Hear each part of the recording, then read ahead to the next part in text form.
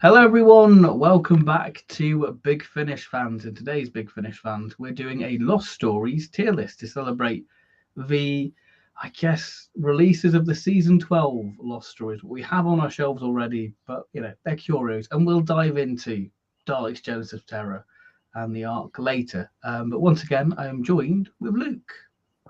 Yes, hello everyone. Hope you're all doing well. Hope you are keeping cool in this Yes, rather hot yeah, weather. If you're living in the UK at the moment, I should say, because this is YouTube goes worldwide. yeah, So yeah. hope wherever you are in the world, you are keeping well. Yeah, that's the main thing. Mm. So Lost Stories is going to be an exciting one because there's quite a lot of them. When you look Yeah, at the back catalogue. when I saw the tier list, I was like, oh, there is a fair few to get through. Mm. And this will mostly be you getting through them because earlier Big Yeah, Finish, I only have a handful of them. So yeah, we'll get to them. But yeah, certainly loads of thoughts and things to say on some of the more recent releases, which I yeah. think might be a reason quite a few people are tuning in to find out what we think of the arc and genesis of Terror. Mainly There's Genesis of been Terror, some, I think. yeah. I guess we'll talk about the discourse when we get to it, because I think that it's we've spoke about this in the past that releases don't linger as much as they used to, Mm, mainly because of how much Big Finish are producing now. You don't really save a release; you kind of move on to your next one. Whereas, I guess Daleks of Genesis of Terror, because it's built a reputation up, people are wanting to have their two pence on it, really. yeah, or sort of add to the dog pile in Yeah, yeah, perhaps yeah, another way of saying it. But yeah. yeah. Uh, Daniel Hager, the Fifth Doctor fan. Back to the Fifth Doctor now, Daniel. Yeah, not Hi, Ben Sherlock. and Luke. How are you tonight? No, I'm good, thank you, Daniel. How about you, Yeah, Ben? I'm all right. I'm all right. Trying to keep cool, like you say. Yeah. I mean, I was telling you just before stream started that I had some hail where I was, Yeah, I which mean, is crazy in June. I feel like we're gonna have a thunderstorm here, so hopefully we can still Yeah. stream. Freak uh, weather conditions. yeah, Axos is on its way. Oh You know, no. but yeah, Oh. A Hoover with a small collection said about an hour before the stream started, I have the perfect time to finish up my audio. Hope you managed to get to the end of it, Hoovian. What one was it? yeah. We saw that you listened to the Outlaws, so it'd Yeah. be exciting to hear your thoughts on that when Stephen joins us, hopefully next week for Genesis, Mm. which is all very exciting. We're very excited for that. Yeah, I'll be good to get around to that one. Apologies that Stephen is not here today or Friday, but couldn't be helped. It's gonna be These things helped, happen. but we've got. It's safe to say we've got ideas about future things, so we'll make up for it eventually. Yeah. It's not that Stephen didn't want to be there. He didn't ditch us. Because he's as keen as us to do these things, which is really heartwarming and lovely. Yeah, it was wonderful. You know, Yeah. Oh, Daniel Hagel also said it was my 29th birthday last Friday.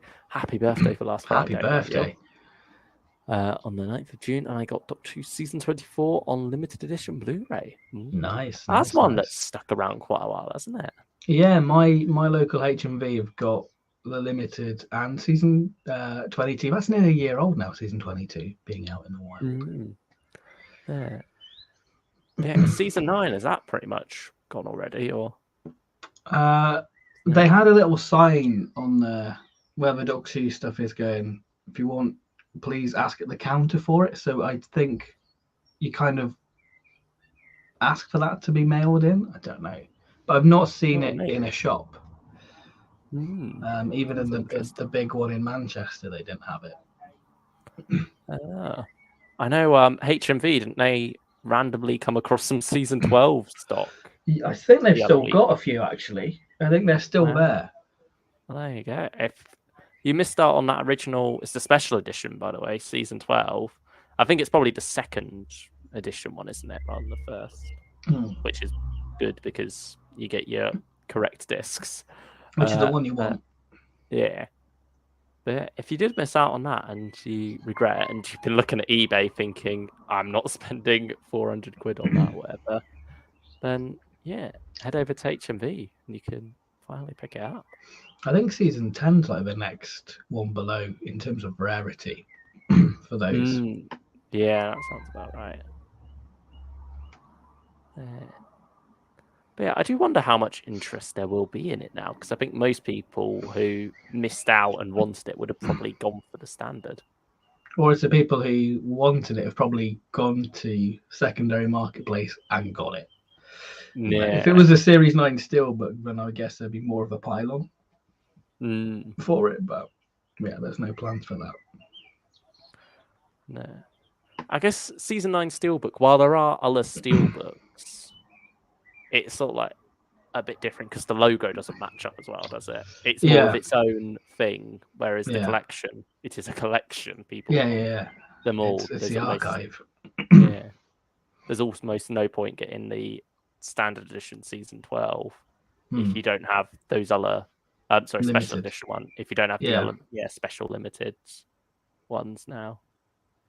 But at least in the collector mindset, it's still a very good product in its own right as a standalone thing. But yeah, it's just how you want it represented on your shelf, isn't it? Really, that's what it boils down to. Yeah. And us Stock 2 fans certainly have quite a few options there. Yes, absolutely. I wonder what will happen to DVDs long term. Like, are some of them going out of print already? Are some of them like really hard to find and going up in price? I know in America some are. Yeah. But I noticed that they've been repressing the DVDs because they've got the clear cases now, so you can tell if it's a recent. So I don't know. I genuinely don't know. But I guess this moves on to a point I want to bring up on this stream is Big Finish and CDs. As some people mentioned in the chat, has anybody had their once and future? Obviously, Big Finish are working on a digital release first and then CDs afterwards. It's been operating since COVID. And because of all world factors, it's causing a knock-on effect with CD production. I think Big Finish are selling less than 30% CDs, like, you know. So I think like that's the amount of people are getting CDs now. Most people are getting downloads. So it's kind of worried for us. And I was like, oh my God, is this them announcing that CD production is stopping? And it's just them sort of addressing that the CDs are still coming. It's just that there are so many factors what are delaying it, the rising costs. And we talked about cost in the Ninth Doctor stream, whether that's value. But I think this is the discussion, you know, in the sense that physical media still has a place. In the sense that Disney Plus, I think, have got rid of some of their shows, and now that technically is lost media because that's not had a physical release at all. I think some of it was done for like similar to what happened with the Batgirl movie, like tax reasons. I heard they got a tax write-off on shows like Willow. Yeah. And so that now means they can't put it back up, or I think if they do put it back up, they have to pay back that amount of tax, because it's like tax for lost revenue, I think, is the way it works. Yeah, they get that. But yeah, I'm not too big on the legal side of that. But yeah, certainly it makes it less likely that it will turn up again, sadly. So and no Disney Plus shows have had physical releases yet, like not even Mando, which would slap on which I would definitely pick up. Yeah, I'd definitely pick that up.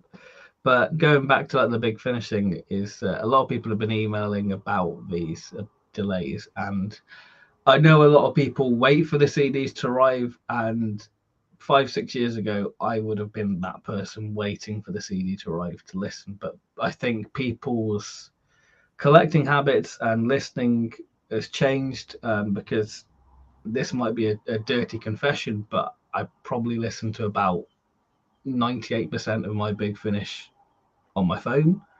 So the CDs, kind of when they do arrive, it's just they're on the shelf. But you've kept quite a few of them wrapped still on the shelf, haven't you? Yeah, it's mainly because I've listened to them, and that's it really. So I've had no real desire to sort of open them. But obviously, you're more of a download person. You're kind of like a Yeah. cherry picker Hmm. with I mean, this stuff. Yeah, I don't know if it's leaning more 50-50 now. I'm not. Okay. Yeah. So now I you mean, get the maybe. big bundle. Yeah, maybe it's 50-50 in terms of money actually, Yeah. Okay. but obviously because CD's more, then like just in terms of actual amount, it's higher on download, I guess. Hmm.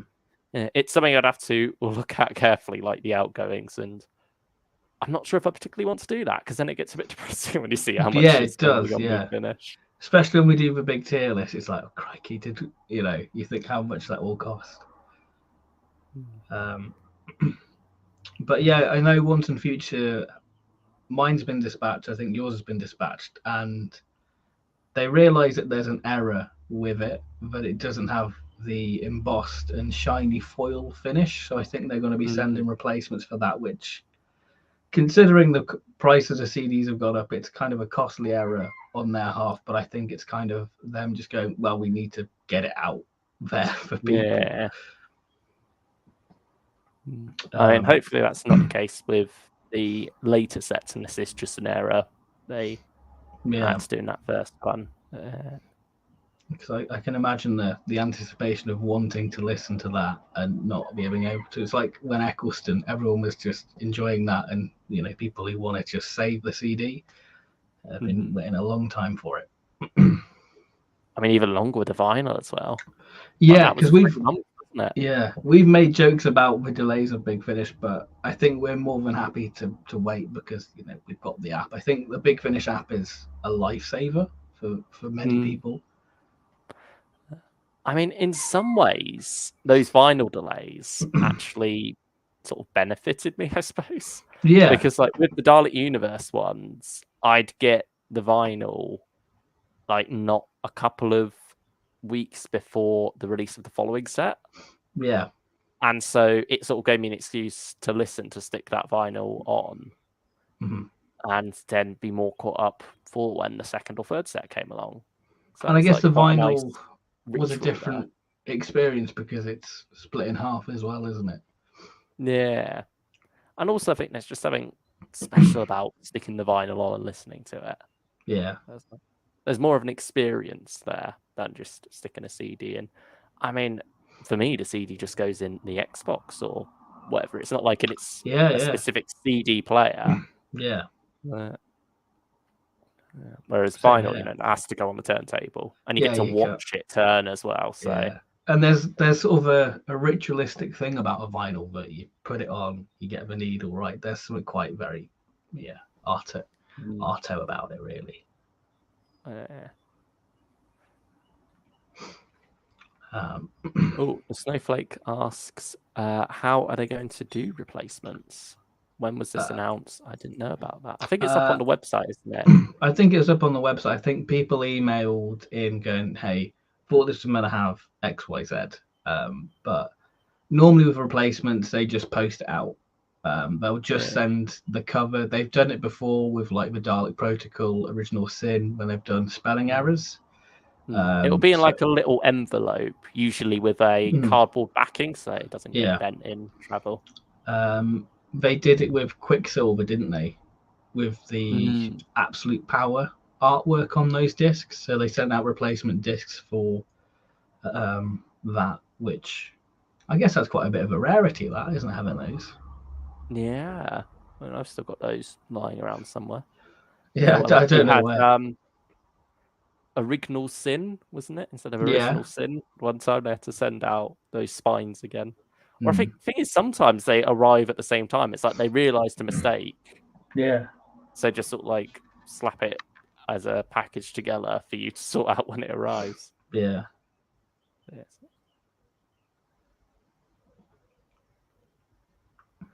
Well, Ryan Carrick says, I only buy 4th Doctor and 8th Doctor adventures on physical. That's understandable. I think with prices, it is nice to have some physical, but it's good to sort of like cherry pick and have your specific lanes. I mean, for a while, it was just 4th Doctor for me. Yeah, I mean, I think it's, if you enjoy a story and you have the download, then buy it physical, then you've got it forever. It's yours. So if anything did happen,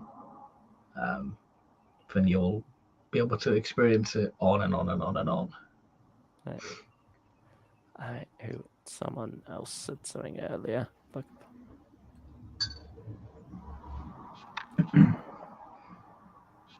Someone said something about having it backed up on a hard drive. I'm sorry, I can't find who said. I'll have a little wee look as well. Here we go. It's a Snowflake. All the downloads are on my external hard drive. I need to actually go and update that. Actually, It's been a while since I've stuck them on the hard drive. So yeah, that's. Thank you for reminding me about that, Snowflake.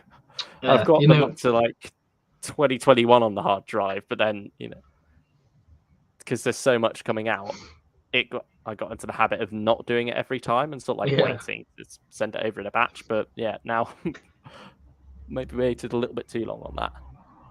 Know what you're doing after this stream.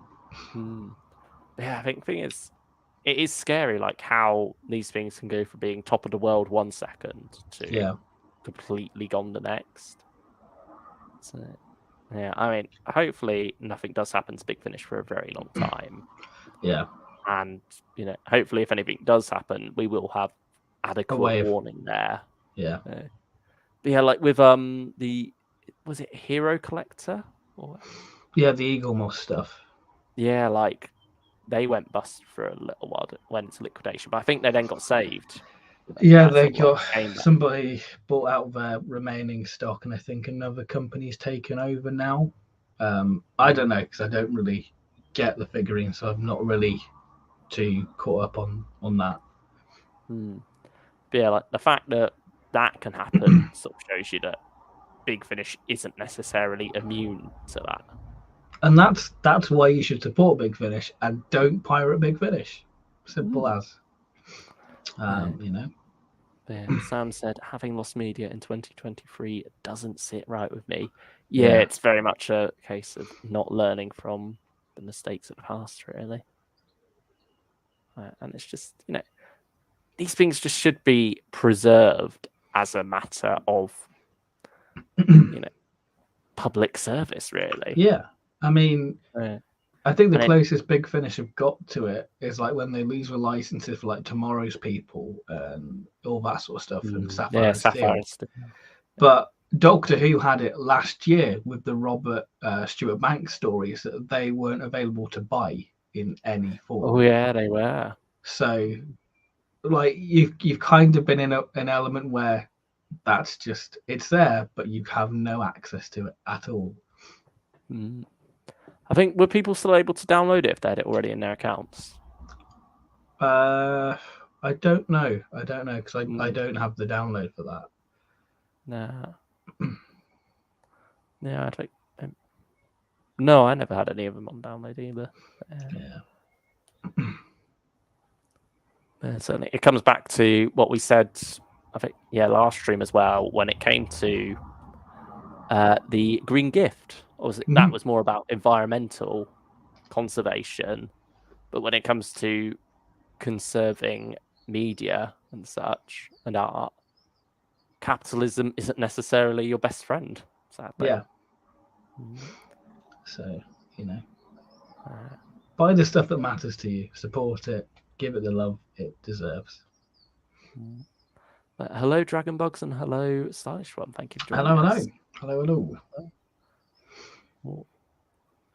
Lots of people in the chat today, so we're not getting around lots to of many people, of your messages. But thank you for all the love and engagement here.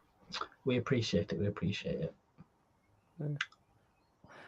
Not so fun fact from Stylish One: the BBC still wipe live material and children's programming. Yeah, it's crazy. Physical media is great and so good and important. People could still re-download it, but new people couldn't buy the Robert Banks Stewart audios. There we go. Thank you, Stylish One. Snowflake says, I think Big Finish is an amazing company who takes criticism and fixes it. Yes, that's true when it comes to things like the once and future physical and stuff. Like, if they say they're going to do something like that, they'll do it. They follow through. Yeah. I suppose, shall we talk about some more uplifting news? Maybe not for some. Yeah. Okay. Yeah. I know where you Uh, go with this. because Mel's coming back officially. Yeah. Bonnie Langford. Who would have thought it? Who would have thought it? Mel It's Bush. like RTD had a big plan after reading The Power of a Doctor, going, I like that idea. But there's a sort of a help, sort of a support group. Yeah. It sort of almost seems like that's now a tease in hindsight. The Yeah. fact that, she's now on Earth and we don't have a story to explain that. She's just there. Hmm. And now we're presumably getting something along those lines. But yeah, I mean, there were rumors about this all the way back to the 60th filming, weren't there? Yeah, there was when it was BBC Bristol. They released a little bit of footage, and it was like, I think David Tennant mentioned Mel. So maybe Yeah, Mel they were talking to Donna, didn't they?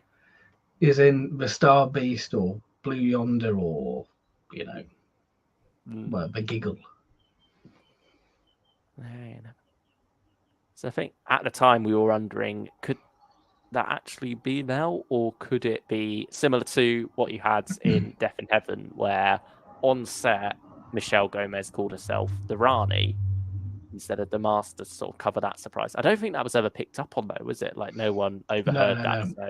so but it was just like that precaution, and then it was ADR'd over afterwards that she's the Master. But yeah, like especially with it being BBC Radio Bristol, could it?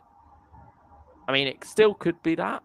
And then Mel is saved for later, like it could be Susan or something in the 60th. Yeah. And then, to make up for the fact that they've used Bonnie's name to tease us, they're like, you can actually have her now for the finale as well. And it looks Yeah. like a two-part finale because in the Which is quote, nice. Russell says, she's back not for a cameo, for a blah, blah, blah, blah, blah, and cliffhangers as well. Mm.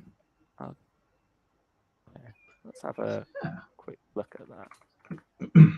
Yeah, it's a wild time, and I think Russell. I wouldn't say that we've not been fed, but we're starting to eat good, and I think next month with San Diego, we're going to be stuffed by the time it comes to November, and with all the news circulating around missing episodes, everything's starting to get a bit spicy now, really. Yeah. Yeah, here it is. So, Malcolm back. Bonnie Langford returns to Doctor Who as Mel Bush. And where is this full quote? Is it on his Instagram? Oh no, here it is. Okay. Open those doors wide because Bonnie is back. What an honour and delight and hoot to welcome back the character of Melanie after too long away. And this isn't just a cameo. Bonnie is right back in the thick of the action, battling monsters and chaos and cliffhangers. So there we go. Right at the Doctor's side, just like the old days. So, yeah, it's gonna be an interesting time now because people were saying, "Oh, Russell's just bringing back his own stuff," but no, he is really opening the door to some unusual things from Doctor Who's past. Because Mel's not exactly the most well remembered or even remembered of companions. Definitely not well regarded in terms of like the general public, I'd say. Yeah, like there's not much character there to cling on to either, sadly, at least on TV. But yeah, it'll be interesting where that goes. I mean, we had Mind at Hodiak, which of course we talk about later when we get to that on the tier list. Precursor to it, doesn't it? In a way, it's sort of a full circle moment for Russell. Yeah, as he now goes back to the first companion he wrote for, technically, albeit in more of a fan fiction capacity at the time before it then got adapted. But yeah, nevertheless, that is a nice little bit of full circle there. But yeah, I mean, it's one of those things that feels odd to Doctor Who fans at first. Yeah. But then you remember, general audience wise, Bonnie is probably one of those popular actors from Classic Who. Yeah, she's like, well known in musical theatre for sure. Yeah, and one who's still doing very well for herself today. Yeah, was she in EastEnders? I don't know. I don't watch it. Yeah, she was in one soap, wasn't she? I think it was Yeah. EastEnders. Or maybe Coronation Street. I don't know. Yeah. Actually, it might say in the article somewhere, mightn't it? Oh yeah, EastEnders. There we go. As Carmel Kazemi. So, yeah. I mean, people have also been theorizing about this little bracelet here. Well, Yeah. is it a bracelet if it's that far up? Band of some kind. Was it Could like it be sort of tied? like Asbo, Mel's and Asbo? It's like a little restraining tag. Yeah. Well, she did go off with glitz after all. And I think that was mentioned in that's something from Russell's Instagram post that isn't in this quote down here. Yeah. And that she what happened to her after going off with glitz. So I'm curious. I really am about this. I don't want to say I'm not excited, but yeah, I'm kind of lukewarm on it. I just want to know where they're going with it. Because I wouldn't say I'm a huge Mel fan. One thing I will say though, Big Finish related, because this Big Finish fans, we've got to bring it back there somehow. Yeah. Could this mean like the decanonization of the older Mel arc? Could this mean that we're not going to see a continuation of that? Yeah. So what were you going to say about Hebe? Because obviously we've got Mel and Hebe, and both Bonnie and Ruth Madeley are in. I just read Hebe Small Collection, so it just made me lose my train of thought. Are in Big Finish right now, and obviously they're in the 60th. How's that gonna work in the grand scheme of things? Because obviously Russell's going to open the door for so many people to get into Doctor Who. So and you can't really have that baggage from Big Finish, and you don't want it to sort of confuse the new people getting in. Not saying that new people will dive straight into Big Finish, but they'll be like, hang on, they're on TV. It might have a knock-on effect. Yeah, I think we're almost certainly going to see Mel put on hold on Big Finish. Yes, because like with Sarah Jane, she was completely off limits to them for a while. I feel like we're now in a different era when it comes to Big Finish and its relationship with the BBC and their relationship with Russell and him being in charge. So I feel like they won't go to that extreme with it. But I think maybe they will still put her on a bit of a break, which wouldn't be too bad because we've had a lot of Mel recently anyway. It'd be nice with the Sixth Doctor to go back to Perry and Constance and Flip. What's weird is we were starved of Mel content from like what 2013, and then we got like little bits, and then it just last year we just got an explosion of Colin and Bonnie Langford, which is not a bad thing. But like you said, I mean we had Peladon, Mine of the Hodiak, obviously Sixth Doctor Adventures, Seventh Doctor Adventures was still very nice. We're going to have her in Classic Doctor's New Monsters next year.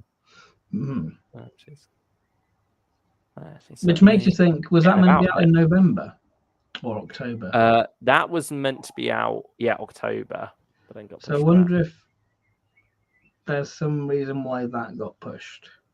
Maybe. Because of Bonnie. I don't know. I could be looking far too deep into that. Yeah. I mean, that was one of the first ones of this batch she recorded as well, because that was done before Jacqueline Rayner had completely settled on what she wanted to do with the Sixth Doctor Adventures when she got offered the producer role. So yeah, writing that was sort of like her way of feeling into it, I suppose, and deciding to go with Mel, what to do with her going forward. I'd be excited to see what Russell does with Mel, actually, because like you say, Mel's, I wouldn't say like a blank canvas, like there's elements there, but the TV series didn't utilize it. Much like Kate Stewart in a way. Yeah, I hope they keep her upbeat attitude. Yeah, because I feel like if there's something that is Mel, it's that. What would you say your favourite Mel story is on TV? Terror of the Vervoids, I'd say. How about you? I'd say mine's very sort of I'd go Terror of the Vervoids, but with the trial scenes cut because Yeah, that's the one it's a proper adventure then with Six and Mel. I think what's sort of understated in fandom as well about that story is how proactive Mel is in it. She's got agency in that one. Yeah, she is very much the one pushing the Doctor to investigate these things and is going off doing her own little investigations a lot of the time. So she, which will come up again later because it's a point I have to make about Mind of the Hodiak. Not one in its favour, sadly. But yeah, we shall save that for now. Yes. And take a quick look at the chat before getting onto the tier list. Yeah. Hoover of a Small Collection says it's still salty about how Sarah Jane Smith series was left on a cliffhanger. Yeah, because that was down to them not being allowed Sarah Jane anymore. Wonder, was that just due to her returning, or was that due to the Sarah Jane Adventures? I think with Sarah Jane, I think it was 2006. I think that series came out the same time as School Reunion. So I imagine it was Sarah Jane Adventures that put the Sarah Jane Smith audio on hold.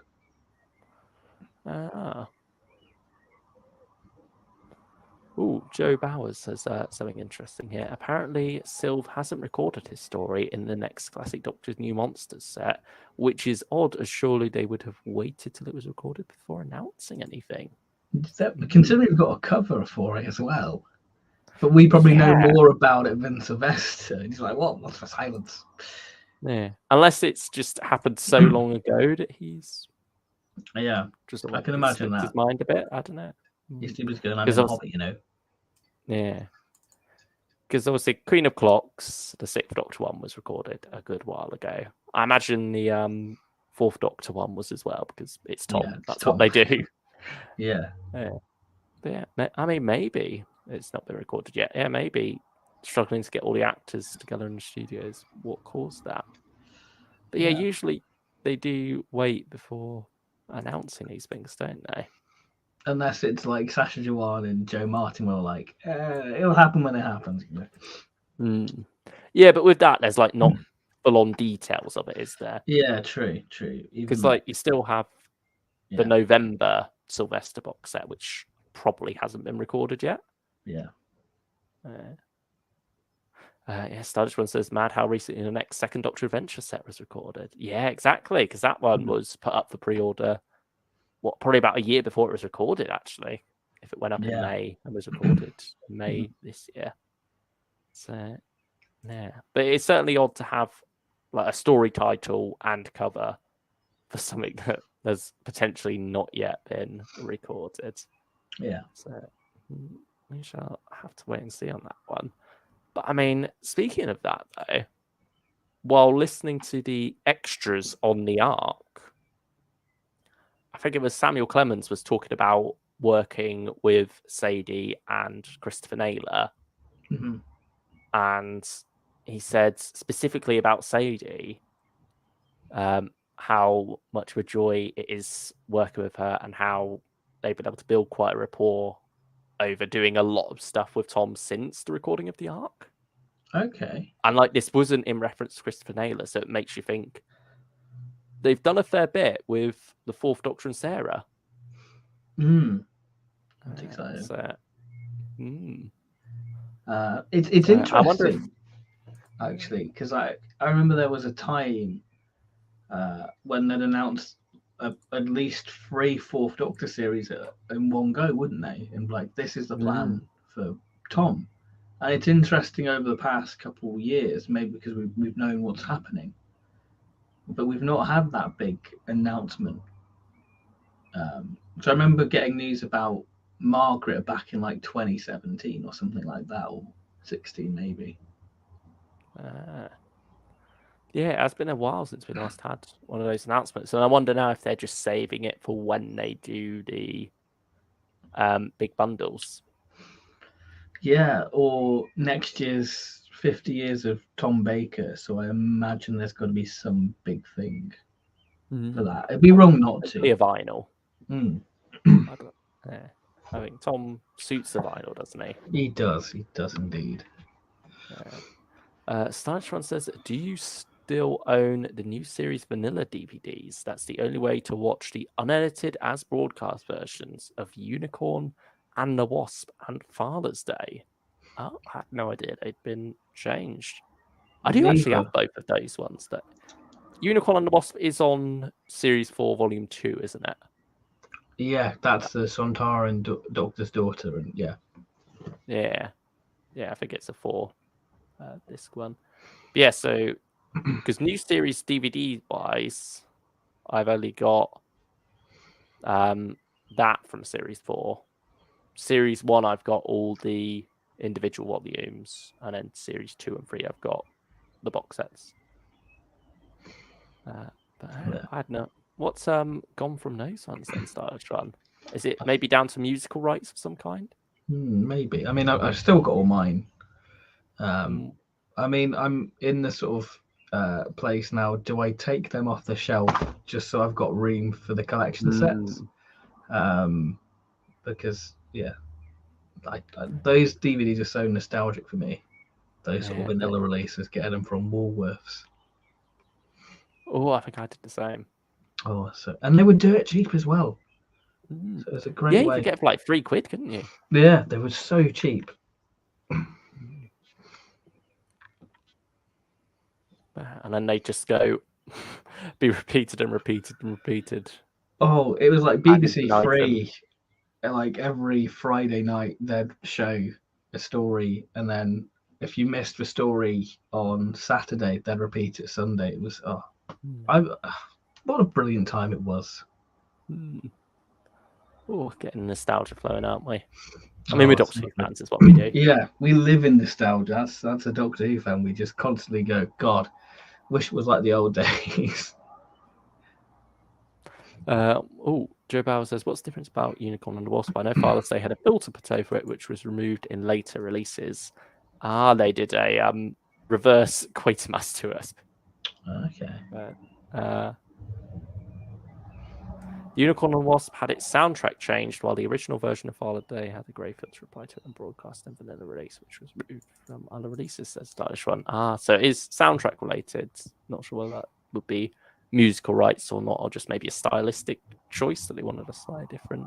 We'll have to wait and see for what music comes out on the collection when they get around. You get both. Yeah. And it'd be like the next sort of 5 Doctors. You have Obelisk, Mr. Whippy, or grey filter or no grey filter for Father's Day. That would be the discussion we'll be having in a few years' time. But anyway, shall we have a discussion now about some lost stories? Sure thing. I mean, I might shut my window because I can hear thunder. Okay. It's coming. The storm's coming. But I shall load up the tier list. And you could do your little intro to it. My regular spiel. Your regular spiel, because this is your only bit of talking for a little bit. Yeah, I don't have too many of these, sadly. So Ben is going to be guiding you through these lost stories for a while and guiding me through them as well. But yeah, at the top of the tier list, we have Story of the Century, a pun on the title Crime of the Century. Following that, we have Farewell Great Story, pun on Farewell Great Macedon. The Guardians of Quality, a pun on the Guardians of Prophecy. Requires Aid, pun of Earth Aid. Fair to say it's a nightmare, of course, the Nightmare Fair. And no pun for the last one, just should have stayed lost. The ones that you can see why they weren't made and they shouldn't have bothered. Will any go in that category, though? Yes. See. I mean, I guess we can talk about the Lost Stories mission statement first. Yeah, because this is a very unique range, isn't it? Yes, it is. Because as you can see, the Lost Stories started off with, a lot of stuff to adapt, well-regarded stuff like season 23, season 27. And then as we get to more recent stuff, you wonder, do we need it? And we'll get on to that because I think everybody knows what we're alluding to there. Yeah. But I mean, for the those lost who go on. Oh, sorry. I was going to say, for those who don't know, the Lost Stories are stories which were originally planned for TV and then, for one reason or another, didn't quite end up getting made. You know, you've got the infamous Lost season 23, which was sort of the jumping on point for Big Finish, wasn't it? It was where it Yeah, started, where the show was cancelled and then quickly revised to a 18-month hiatus, but when it came back, it was in diminished form. It was 14 episodes instead of the usual 13 double-length ones.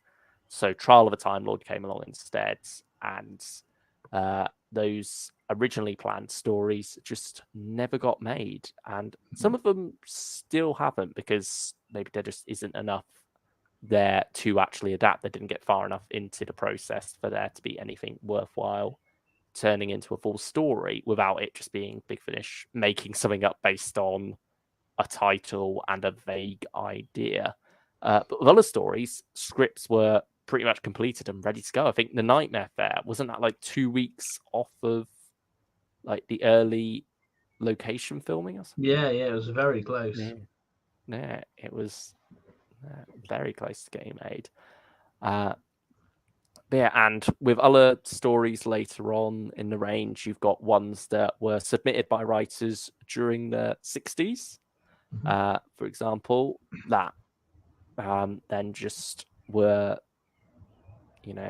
required too big a budget or something, or just weren't to the taste, or sometimes script editors would change, which happened quite a lot back then, or story editors, I think they were called at the time, and a new story editor just wouldn't be interested in what they had lying around. And so Yeah, lots and lots of different reasons why these couldn't be made, or very nearly were made.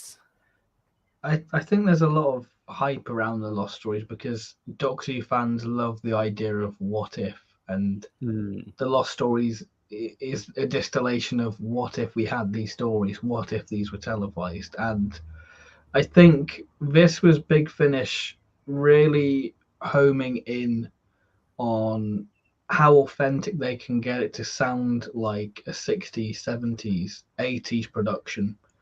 Because I'd say the main range stuff is them going, okay, let's make these doctors have these big epic stories. Whereas this is sort of putting them back in the box of going, right, you're in a studio now. Yeah, it's interesting that, isn't it? Yeah. Because with Big Finish up until this point, it was very much about doing, anything is possible on audio.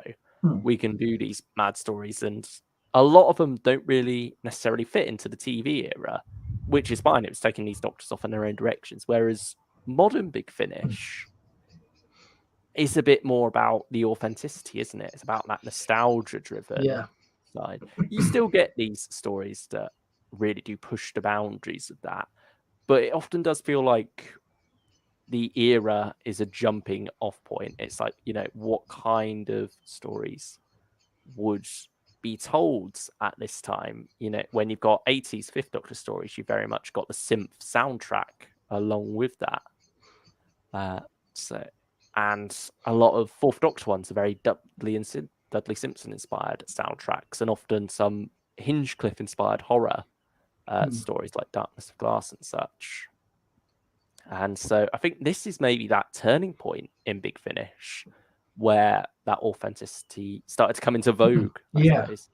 And I think the Lost Stories spawned another Doctor Who range from it, and that's the early adventures. Because I think the 60s Lost Stories, they're done in a way where it feels like a missing episode soundtrack. They have narration, and I think that's what spawned one of our favourite ranges, the early adventures, as we seem to gravitate towards them a fair bit. Yeah. Also spawned one of our least favourite ranges, Philip Hinchcliffe Presents. I mean, True, that hyperbole is there, true. but That is true. it's funny thinking like how they both sort of came off of the Lost Stories range, really, because I mean, even some of those covers, like the Genesis Chamber and the Helm of Ore, they're very Lost Story inspired covers with the white background and then the colourful, like the single colour photo cover. So yeah, but it's funny seeing that how it's gone in two very different directions there for us, quality wise. Big budget plus classic Doctor Who equals the Leisure Hive, says Sam. I mean, that's a common thing when you listen to these stories. That's the main takeaway. Going, yeah, they would not have been able to have done that, especially. That is often the reason. The Mega, because you've got like a whole sequence with the third Doctor and Joe flying a biplane through like Switzerland, and then you've got what else? You've got what's quite the Sixth Doctor in like a car in space and it falling apart in the hollows of time. There's and obviously them trying to do space whales in the Song of Megaptra. I mean, some people I've seen dismiss this range as, why should I be interested in stories that the story editor didn't think was good enough to be made at the time? And I mean, firstly, that's not the case for a lot of these. There are many different reasons why. And also, with some of them, that is the case. Do you really trust the story script editor's judgment on that when you see other ones that maybe came out? Or at least, are your tastes aligned with theirs? Because it's not like everything that did get made was a classic. So why is it that everything that didn't get made was automatically less than all of that? Some bangers maybe didn't come along. And that's what this range is here for. It's what could have been. It sort of had two runs as well, hasn't it? And it seems to be in the middle of another one. It looks like it's not over yet after these stories. But yeah, you can see it's very clearly divided into two eras with the cover art in how it's the white background to give it a different flavor. And then later on, I think they said it just wouldn't really work without the sidebar style. So they just went for the standard photo covers. And to be honest, I don't mind. I think we've had some gorgeous covers in the new style. And I wouldn't want to replace those. I think the old style had its time. It was getting a bit monotonous. There's something quite lovely about those early covers though. They just have that retro feel. They seem like they belong on like a Target book in a way. They very well fit the 60s ones, I'd say. In particular. But I suppose, do you want to kick things off with The Nightmare Fair? This by Graham Williams. This have you got this? You don't have this one, do you? No, I don't. I was gonna say we should possibly do this one later in the year for like a review. Yes, I see what you mean. You see where I'm going. But yeah, Nightmare Fair. This is a story what I think has a lot of weight around it because of how well known it is and having the Celestial Toy Maker in it. And I suppose again how close it came to being made. Because it probably is the closest of these. Yeah, I would say.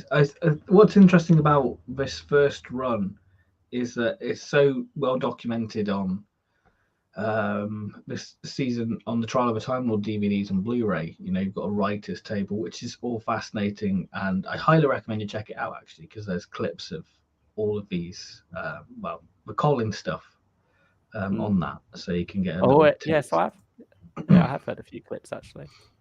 And if you have Spotify, you could listen to the first series, Fourth Doctor Lost Stories, and I think that's it. So yeah, check it out. Check them out. You know, they're interesting. I mean, the Nightmare Fair. I'm gonna be honest. I don't like it.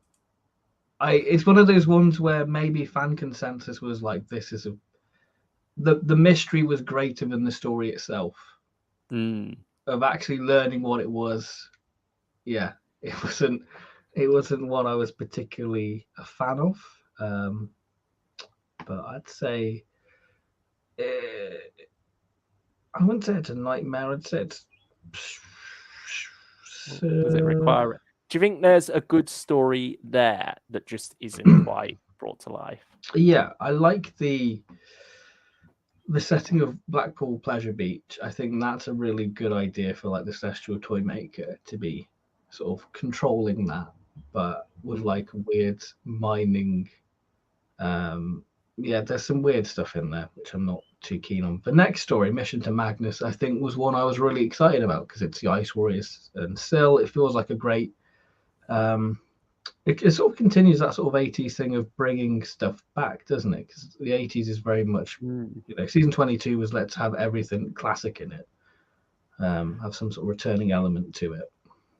Yeah, and it feels like the original season 23 was following in those footsteps, wasn't it? With these, Yeah, because you got Celestial Toymaker there, of course. And then was Mission to Magnus to be the second or the third story in the end? it was I think it was. the Yeah, it was third. third. Because you had Ultimate Evil, which I think was going to be the second. Yeah, and that did eventually get made in like the second run, but we'll get on to that. Because I think Wally K. Daly was asking for a little bit too much money for Big Finish. But yeah, Mission to Magnus, I'd say it's a nightmare. It's sexist. Yeah, it's maybe I don't know if it should stay lost. Do you think is there anything worse on this list, or? I think there is one worse on this list. Is one? I'd say put it down at the bottom then. Okay. If you think, because we can always have two at the bottom. Yeah, that's true. That's true. Yeah. Stylish One also says Mission to Magnus is pretty bad. One of the most sexist Big Finish audios and a very poorly paced. With so many weird decisions, it's got a bad reputation for a reason. Yeah, I'm not. I'll be honest. I'm not a huge fan of Philip Martin's stuff that he's done for Doctor Who. He does have some dodgy stuff in his stories, doesn't he? Yeah. To say so, I can't say I'm too surprised by the sexism in this, sadly. Yeah, I think that's the thing with the lost stories as well. You have to sort of like take it as this is something being made from the time and not necessarily Big Finish's view now or how Big Finish operates now. Like when it comes to the latest stories I've heard, like Return of the Cybermen, Sarah's very poorly served in that because sadly that's just how the writers treated the female characters at the time often. And so you have to take that into consideration and see that it's staying there to be authentic. And also, if you go changing that too much, then you're sort of losing what makes it a lost story. Yeah. And I think that's the thing as well with a lot of these is that Big Finish obviously take what they originally had, depending on how much work was done there, whether or not you've got a complete script and you just got to make it suitable for audio, because a TV script isn't necessarily going to translate one-to-one as an audio script. But also on top of that, sometimes they do try to script edit a bit and go through the process of, how would this have changed from a script to what would have been the finished product? How would the actors and directors at the time have moved this in a different direction? Because sometimes the female co-stars did put their foot down and say, no, this should be better than this.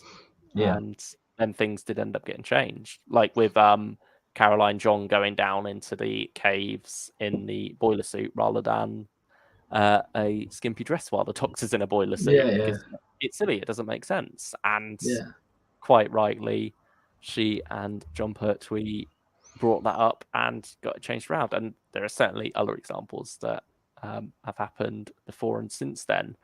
And so with that, there is a bit of leeway for these scripts to change in Big Finish hands. But there's also that thing of you can only change it so much, can't you? Yeah. Before it's twisted beyond that recognition. You could try and make it better, but you can't make it different. Yeah. Yeah, I mean, now we're on to Leviathan, which isn't an original season 23, is it? Or Uh, I because don't. the original season 23's Nightmare Fair, Ultimate Evil, Mission to Magnus, Yellow Fever and How to Cure It, Hollows of Time, and Children of January, I think was the. Hmm. Yeah. And a couple more of those are coming up. And Yeah. yeah. Children of January, I think that's just the title, and that's like all Yeah. we Yeah. know about it. There wasn't much more than that. And pretty much the same for Yellow Fever and How to Cure It. Like it would have had autons, it would have been set in Singapore. I had the Master or the Rani or both, but again, that's about all they'd really decided on that one. Yeah. So there's not enough there to adapt. But yeah. So this was the first one where Big Finish was looking to other sources, I suppose, rather than just remaking that original Lost season. Yeah. I think Leviathan. It. I really like the first half of like Hearn the Hunter. I think that's a really cool idea because you think it's a story of two halves. It's got a great cliffhanger, but when it adds the sci-fi element to the story, it really falls apart, and it just doesn't really work. It's set on like a spaceship. Spoilers for like a story that's nearly, well, it's 15 years old now, or even older technically. But yeah, I enjoyed it. I enjoyed the first half, and I think that's why it's above Nightmare Fair for me. Is it a bit of a Stones of Blood then? Yeah, I would say so. But I've sort of come around on Stones of Blood, so maybe I should give this one another go just to see if that has changed or whether it should go lower or higher. Stylish one says, I'm still annoyed by not getting Yellow Fever and How to Cure It adapted. For more exists about it than Animal. But I suppose the thing with Animal is you've got Andrew Cartmel there, haven't you? Oh. And it's sort of like him completing his vision for what he would have liked to do had he stayed Yeah, for season 27. Well, had season 27 been made, had the show not been cancelled. That's another what if that we'll get to soon. and you'd have no McCoy regeneration because obviously McCoy would have gone in season 27. I wonder if that's something they would do now, though. Yeah, that's a Because good point. with more recent Lost stories, they've gone down a more alternative universe direction, haven't they? Yeah, If they this have. was made, they're doing it like one for one for ways, rather than a lot of these early ones are just slotting into Big Finish canon instead. Yeah. Which I think both approaches are totally valid. Yeah, I mean, chat. Let us know your favorite Lost story, Big Finish, or one you want to see adapted. Whatever. Let us know. Lots out there. Yeah. Hollows of Time. I might get a bit of stick about this. Oh, dear, really? But I actually really like this one. Oh. Yeah, it's a sequel to Frontios because it has the Tractators in it. It has Professor Stream, which is an anagram for a certain villain. You can work that out for yourself who it is. Well, they weren't allowed to use because they were in the TV series at the time. Yeah. See, that's another example of, Big Finish having to change what it would originally have been. Because that would have just been the Anthony Ainley Master, wasn't it? But for a couple of different reasons. I mean, Anthony Ainley not being alive for one, and also them not being allowed to use the Master. The story had to change from that original vision. Yeah. But I suppose, was Christopher H. Bidmead actually sole writer on it, or was it his original work adapted? I think he adapted. I think he did it. I'm gonna double check because I don't want to be just wrong on this. But I feel like he did it. Yeah, it is just Christopher H. Bidmead. Okay. Yes, he did. But again, I think the story does lose it when it starts to do the car in space. But this is just me. I know it's a really badly received story, but I had a good time with it, and that's the main thing, I mean, Stylish One isn't a fan of it. Hollows of Time has a terrible reputation. It's awful, one of the worst audios I've heard. The kid was annoying, and the bootleg master was so bad. The framing device makes no sense, and the truxators were badly used. A village under siege done badly. No wonder it's so disliked. I think you're the only fan of it I found, Ben. Oh, Well, somebody's got to defend it. So there's somebody for everyone. Exactly. Right. You know. Hoover Small Collection says my favourite lost story is Crime of the Century, but I want the 9th Dr. Pompey episode adapted. Like, not even joking, I love the plot and idea for that. That would probably have to be an alternative universe one, wouldn't it? Yeah. And also, well, I don't think you could do that now without Jack. Yeah, absolutely. Unless they recast. I didn't like Hollows of Time either, to be honest. Says Hoover Small Collection.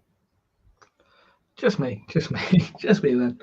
That's fine. I mean, here's another interesting one, because this was originally pitched for season 23 as one of the actual season 23, I mean, Trial of a Time Lord stories. And it would have been Mel in this story. This would have taken the place of Terror of the Vervoids, I believe, but they obviously went with Terror of the Vervoids instead. And so this is a case of Big Finish changing things again and bring it in line with this season that they're doing of 8 stories by throwing Perry in there. So how is Paradise 5? Oh, it's got Alex McQueen as well, isn't it? Yeah, this story is high camp, but it has a real great... it feels like it belongs in sort of season 24 with like this sort of luxury sort of cruising, but obviously it's kind of that classic thing that, you know, is it really paradise? A bit Macra Terror in a way with that. Everything just seems a bit happy. The cherubs are wonderfully creepy, and I think that it's a stellar story. I think it's a great story. That's good. It's a good one. Point of entry. Is it a good jumping on point? I would say for me, this is the best of that first series. It's the 6th Doctor in a very the Pinchcliffe style story. It's all about Jacob Marlowe, who was another famous sort of playwright at the time. And it's got like this sort of Aztec relic, and it's got this really creepy villain who's sort of in a decayed form. So it's a bit like Crispy Master. I see the one there. So I think that it's a real good story, and it's a sort of a nice sort of what if Colin was in sort of a Hinchcliffe style story. That's what he works in the historicals, doesn't he, as well? Yeah, I think Colin is the Doctor who suits the historical setting perfectly. It's a Baker thing, really, isn't it? Because I think it is, yeah. Yeah, they both feel at home in history, or at least, especially a Gothic style of history. Whereas, obviously Hartnell is another big history Doctor, but that's more of like a hard historical rather than sci-fi historical. The Song of the Megaptera, was it? Yeah, this one's got an interesting history, because I think this was going to be a Tom Baker story, then it was going to be a Peter Davison story, and then it would have been a Colin story, obviously. Pat Mills as well from comic book fame. For me, I don't. This is going to sound really bad. I don't really have. I've listened to it, but I don't really have a memory for it. So I feel like it requires aid. I feel didn't stick around enough for me personally. Yeah, and I think that's the thing with some of these lost stories, isn't it? When it came to not getting made, is that they would have hung around the production office a long time. Like sometimes, they've been told, "Oh, this requires some rewriting before we can fully get going with it. Why don't you go do that?" And then they'd be like, "Oh, our slots are now full for this year. We'll hold you on till next year." And it happened sometimes for a little while until they just didn't get made in the end. Again, like script editor changes made these things get dropped. Yeah. The Macross, though, this is one I don't know anything about. The behind the scenes or the actual story itself, to be fair. So The story for this is actually, I think, I don't know if this is a guilty pleasure or something, because again, like you say, nobody really speaks about this one, and it feels like a bit of a weird one to end the series. But this one, I really like the concept, because it's about this sort of American sort of experiment on this sort of ship, and it's sort of a good story for Perry because it's going back into her history technically, in sort of American history. And I that's like true. it. And I like it when Doctor Who sort of goes, here's a mystery, but we're going to put a Doctor Who spin on it, and that's what I really like about it. This sort of ghost ship that keeps appearing. I really like it. I quite like it. Yeah. Mm. Oh, no. That's series 1 completed now. Yeah. Yeah. Yeah, so that's a lot. They started off with the Sixth Doctor, didn't they? Because he's the most famous of the Lost Stories lot because of that infamous Lost season 23. Hmm. But then we got a couple of box sets. We got Yes, first we Doctor did. box set with Farewell Great Macedon as the main meat of this one, a 6-parter, which I know you're rather fond of. So, is it going to be top spot? Or I think this is the first one to go top spot. Oh, here we go. This is, it's just a perfect 60s story. It fits the feel of it, the message behind it. It just feels like a nice amalgamation of all the Hartnell historicals. And John Dorney does a brilliant job playing Alexander the Great. It's it's a chunky story, and it's definitely worth your time. And it's a story that will, by the end of it, will pull on your heartstrings, and you'll be like, oh, I'm not ready to say goodbye to this world and time. No. But yeah, banger, absolute banger. Stylish one here has a fun fact about this one. Farewell Great Macedon was free with DWM. Yes, it was. It got like an updated online cover as well, the new logo, didn't it? Yeah, it did, which is nice. Yeah. And fun fact about the next story, Fragile Yellow Ark isn't a lost story.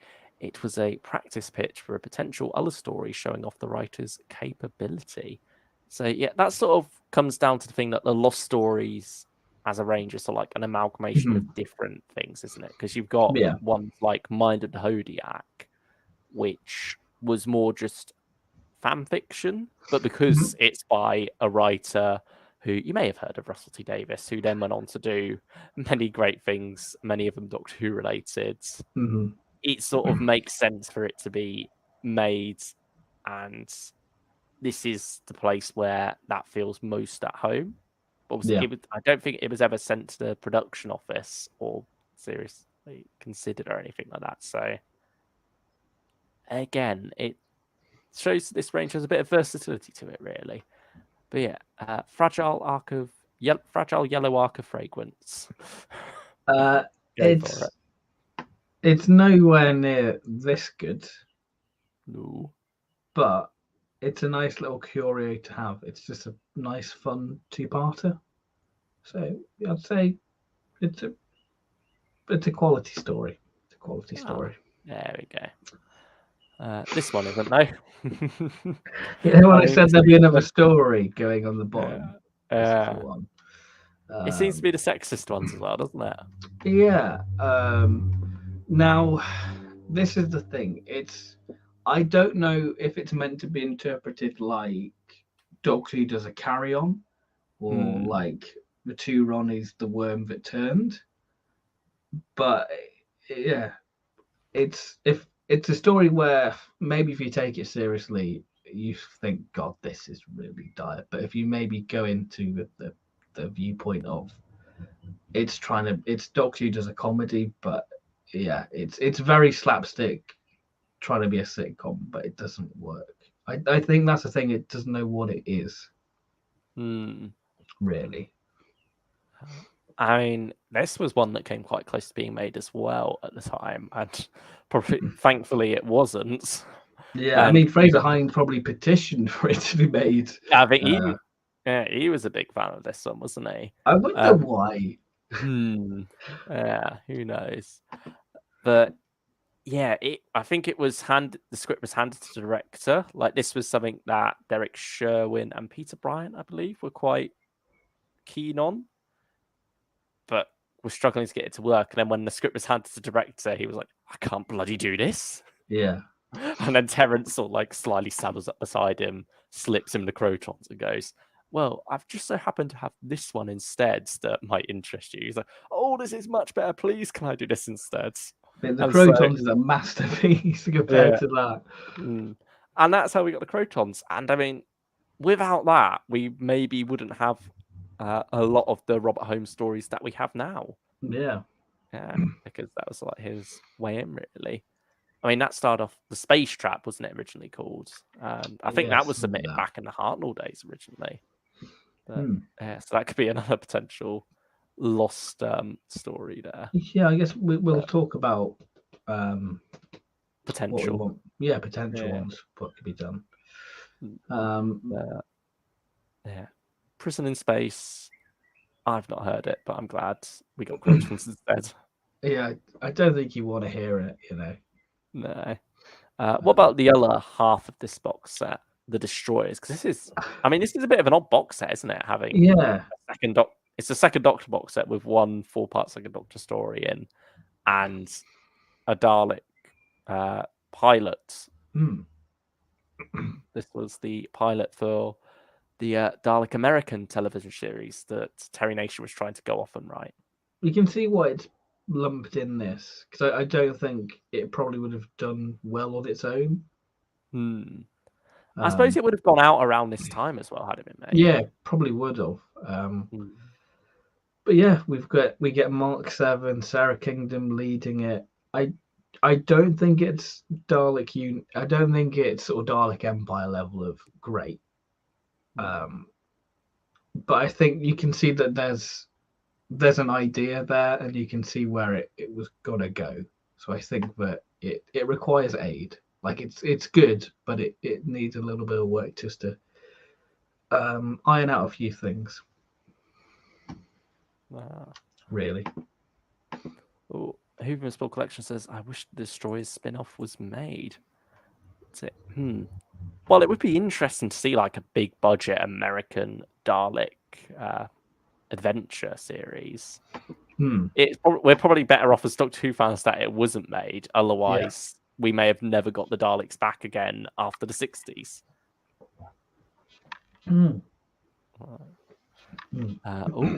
Stylish One says, fun fact, Prisoners in Space only exists because Fraser Hines found the script whilst clearing his house and sent it to Big Finish with eager anticipation and casting and writers contract details.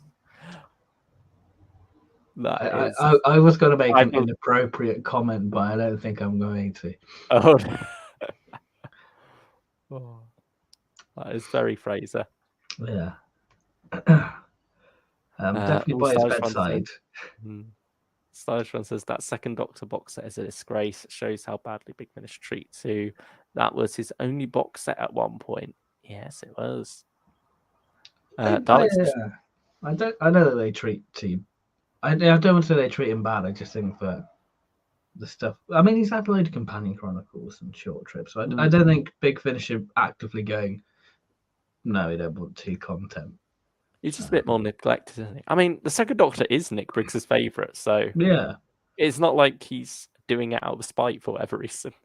Technically, I'd argue there was a time when the third Doctor was the most neglected because, you know, Katie didn't do Big Finish.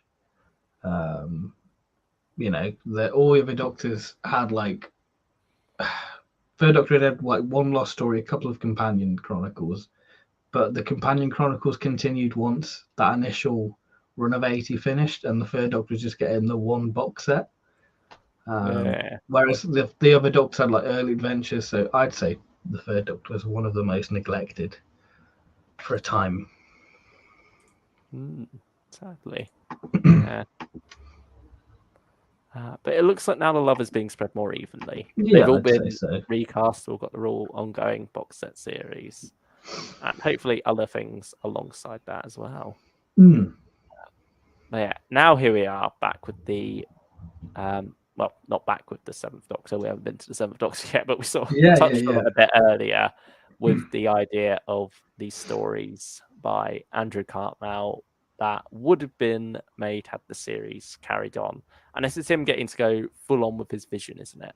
yeah. I think. Because this is done out of broadcast order as well. Because I think Earth Aid was going to be the first one, Mm, and then yeah, and then Time. Thin Eye. Yeah. I think it was like Ice Time, wasn't it, at one point as well, but they changed it to Yeah. Thin Eye. And that would have been Ace's departure story. Mm. And then Crime of the Century would have introduced the new companion, Rain, who here gets to be played by Beth Chalmers. It's And then, interesting that Rain was in Unit Dominion. I still find that quite interesting. and wasn't it that they weren't technically meant to have her in there? Because like they hadn't got the Yeah. permission from Andrew Cartmel, and he was a bit upset they didn't ask. So that's why we've not heard her on Big Finish since. Mm. And yeah, and then Animal. I mean, I don't think they even decided on what the last story of the season would be, did they? No, I don't think so. Yeah, it's that. So as Starch said, that's more just going to Andrew Cartmel and getting him to fill it in. But yeah, it's just him getting to not even complete his vision, but like reinvent his vision with the benefit of the time that's passed. Yeah. So Thin Ice, how is this one? I really like this one. I think there's a lot of fun to be had, and you can really picture this one. I think that's a good compliment to this story, that you can see it being done on screen. How it technically introduces Rain is interesting, and having an Ice Lord addicted to fish fingers, it's a lot of fun. I think the whole Rain thing as well, that was part of the plan anyway, wasn't it, for Yeah. TV? So I would say Guardians of Quality for that. Oh, very good. Yeah. Yeah, it's funny looking at these, how close the Ice Warriors came twice to coming onto screen, but cancellation stopped them both times. Yeah, it would take until 2013. Yeah, Crime of the Century was the first of the season 27 audios I listened to. And this one's got, I think this sort of is more removed from the TV story, with how Big Finish sort of kept Ace involved in these. Yeah, Stylish One's just mentioned Thin Ice caused quite a stir when it came out, because apparently Big Finish tricked people into thinking Ace would leave, so people felt cheated and tricked by Big Finish. Yeah, because it was her original departure story. But yeah, I can't remember if it was part 2 or 3's cliffhanger where it's like by Ace. But yeah, Crime of the Century. Yeah, it's, you can see it's starting to pick up more of a grander scale to it, I think. But again, it's a really good, authentic sort of McCoy story. It continues that sort of season 26 tone, which I'm a big fan of. I mean, you've got a monster on the cover that's also on the Earth Aid cover, don't you? Yeah, so you sort of get this sort of nice sort of cross, because you get I think the aliens from Animal and Crime of the Century featuring Earth Aid. Ah, I see. Yeah, so very different to how it would have been on TV. Yeah, but I would say Animal's my personal favorite, because again, this feels like it is a continuation of season 26, because you have Bambera back, and just having it set in a university. I think maybe the reason why I really enjoyed this was because when I listened to it, a story called Sleep No More aired, and I wasn't a fan of that, and I was really ill. So I was a bit deflated. So I stuck this on, and I just was like, "This is great. This is brilliant." So that's maybe one of the reasons why I might rate it more highly. But I really had a good time with this one. Someone mentioned Sleep No More earlier in the chat, actually. I'm sorry. Oh, did they? I can't remember who it was, but yeah. Oh, nice. We rewatched it recently, gave it 7 out of 10. But yeah. Hoover of a Small Collection also says put Crime of the Century up on top or I burn the smugglers. Please burn Sorry, it. Hoovian. I'm not a fan of the smugglers, so that's no threat. So burn You have it. to do better than that, Hoovian. Sorry, Stephen Noonan. I know you like the smugglers. Oh. Hot take from Stylish One. Earth Aid was fine, nothing more or less. I'm not a big Star Trek fan, so those parts don't appeal to me. But the whole story isn't as bad as its reputation. What do you think of Earth Aid, Ben? It's as bad as its reputation. Yeah, I'd say it's bad as its reputation. Yeah. Moving on to Stylish One's favourite. Foe from the Future. Does it go there? Does it go there? Should have made a tier lower, shouldn't I? Yeah, I think this is the worst lost story I've ever experienced. Ha, jokes. It's really good. It's really good. And I think you should listen to this one because this is right up your alley. Yeah, I probably should get around to the Fourth Doctor box set at some point. I mean, Robert Banks Stewart, coming off of Terror of the Zygons and Seeds of Doom, isn't he, in this one? And it would have been the season 14 finale. But I think he was busy with another show. Ended up getting caught up with that. I don't know whether he was writing in a script or got a job as script editor or whatever, but for some reason or another, he wasn't able to finish it. And so, in a way, this is a bit like the Ark, isn't it? Yeah, in the way that it's because I mean, Foe from the Future is even a line from Talons of Winged Triang. It is taking that basic premise of someone from the future coming to live in the past. But other than that, I don't think there's any similarities there with Talons. I think the Ark has a bit more similarities with the Ark in space. But nevertheless, that whole idea of a story that didn't get completed by a different writer, then Robert Holmes comes along and drastically reworks it, is still the same, whichever way you look at it. It just depends how drastic the rewrite is. Yeah, wasn't Talons originally meant to have the Master in it? I think, that's what Robert Holmes' original pitch was, but I think Philip Hinchcliffe said it's too soon after Deadly Assassin, will save him for later. And then, we'll probably get that. We'll come get back that. Because I think, that original face reveal would have been the Master, wouldn't it? Yeah. In end of part 5. But, this was the first Fourth Doctor audio I think listened to. And then that sort of spurred me to get the Fourth Doctor Adventures. But this Fourth Doctor audio released as well, or with Tom Baker from Big Finish. It's so good. You've got Molly from the village who is so wholesome and lovely. It's just something about characters called Molly, isn't there?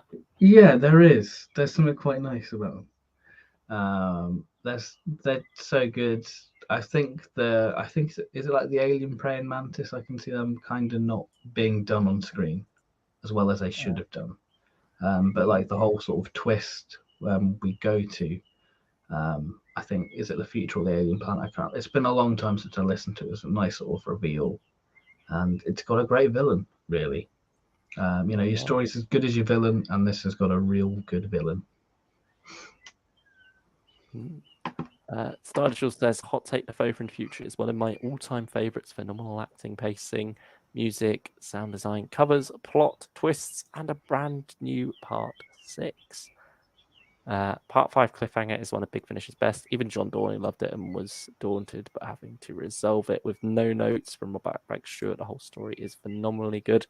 I'm glad Foe from the Future has an amazing reputation as one of the best Fourth Doctor audios. Charlotte from the Village. Oh, it's Charlotte. I thought it was Molly. Best side characters. Oh, shame. Fake fan. I'm a fake fan. Yeah. Daniel Hager, the Fifth Doctor fan, says, my favourite is Nightmare Country, as it should have been in Peter Davis' last season as the Doctor. What a story to listen to. We shall get to it. We'll see what we think. We'll see what we think of that. Because we're very close to the Fifth Doctor, actually, aren't we? Yeah, we've got a couple of Fifth Doctors coming up. But first, we have the beginning of Philip Hinchcliffe Presents in a way. Yes, Because yes. this is something he sent to Graham Williams, actually. I think, was it Douglas Adams at this time, or just... I think it would have definitely been a Romana story, though, originally. But I think because it's Philip, it's like what he was pitching suited his era's tone more, so they decided to include Leela in on Big Finish, which is sort of, again, an example of how these attitudes have changed, isn't it? Yeah. Because now with stories, it's very much got to be what companion would have originally been in it. Let's have them. Whereas this is a bit more of, we can mess around with the process as would have happened at the time. Yeah. And then after this, Big Finish asked, have you got any more stories that you pitched but never made? And he was like, no, but I can come up with some ideas for you now. I was like, yes. And that's how Philip Hinchcliffe Presents was born. I mean, we've talked about Philip Hitchcock Presents, so I don't think we need to. No. Dive But we into do need that to talk rabbit hole. about Valley of Death a bit. Or you do now. Yeah. Where does it go? I would say I'd say it goes. Does it go? Oh, I'll put it there. It'll be nice. I think that it's a good story, but I think again it loses itself when we go to sort of the second act of the story, when it's starting to wrap up. But yeah, I think the scale of the story kind of makes it not feel. It's kind of got the ghost of Grelstead, if you know what I mean. It goes a bit too over the top towards the end. Yeah, so it's fine. Yeah. It's fine. Slashful says The Valley of Death is great and would have been a great Doctor Who movie. Very different yet similar to the era. Really great and very much like a 70s sci-fi movie blockbuster.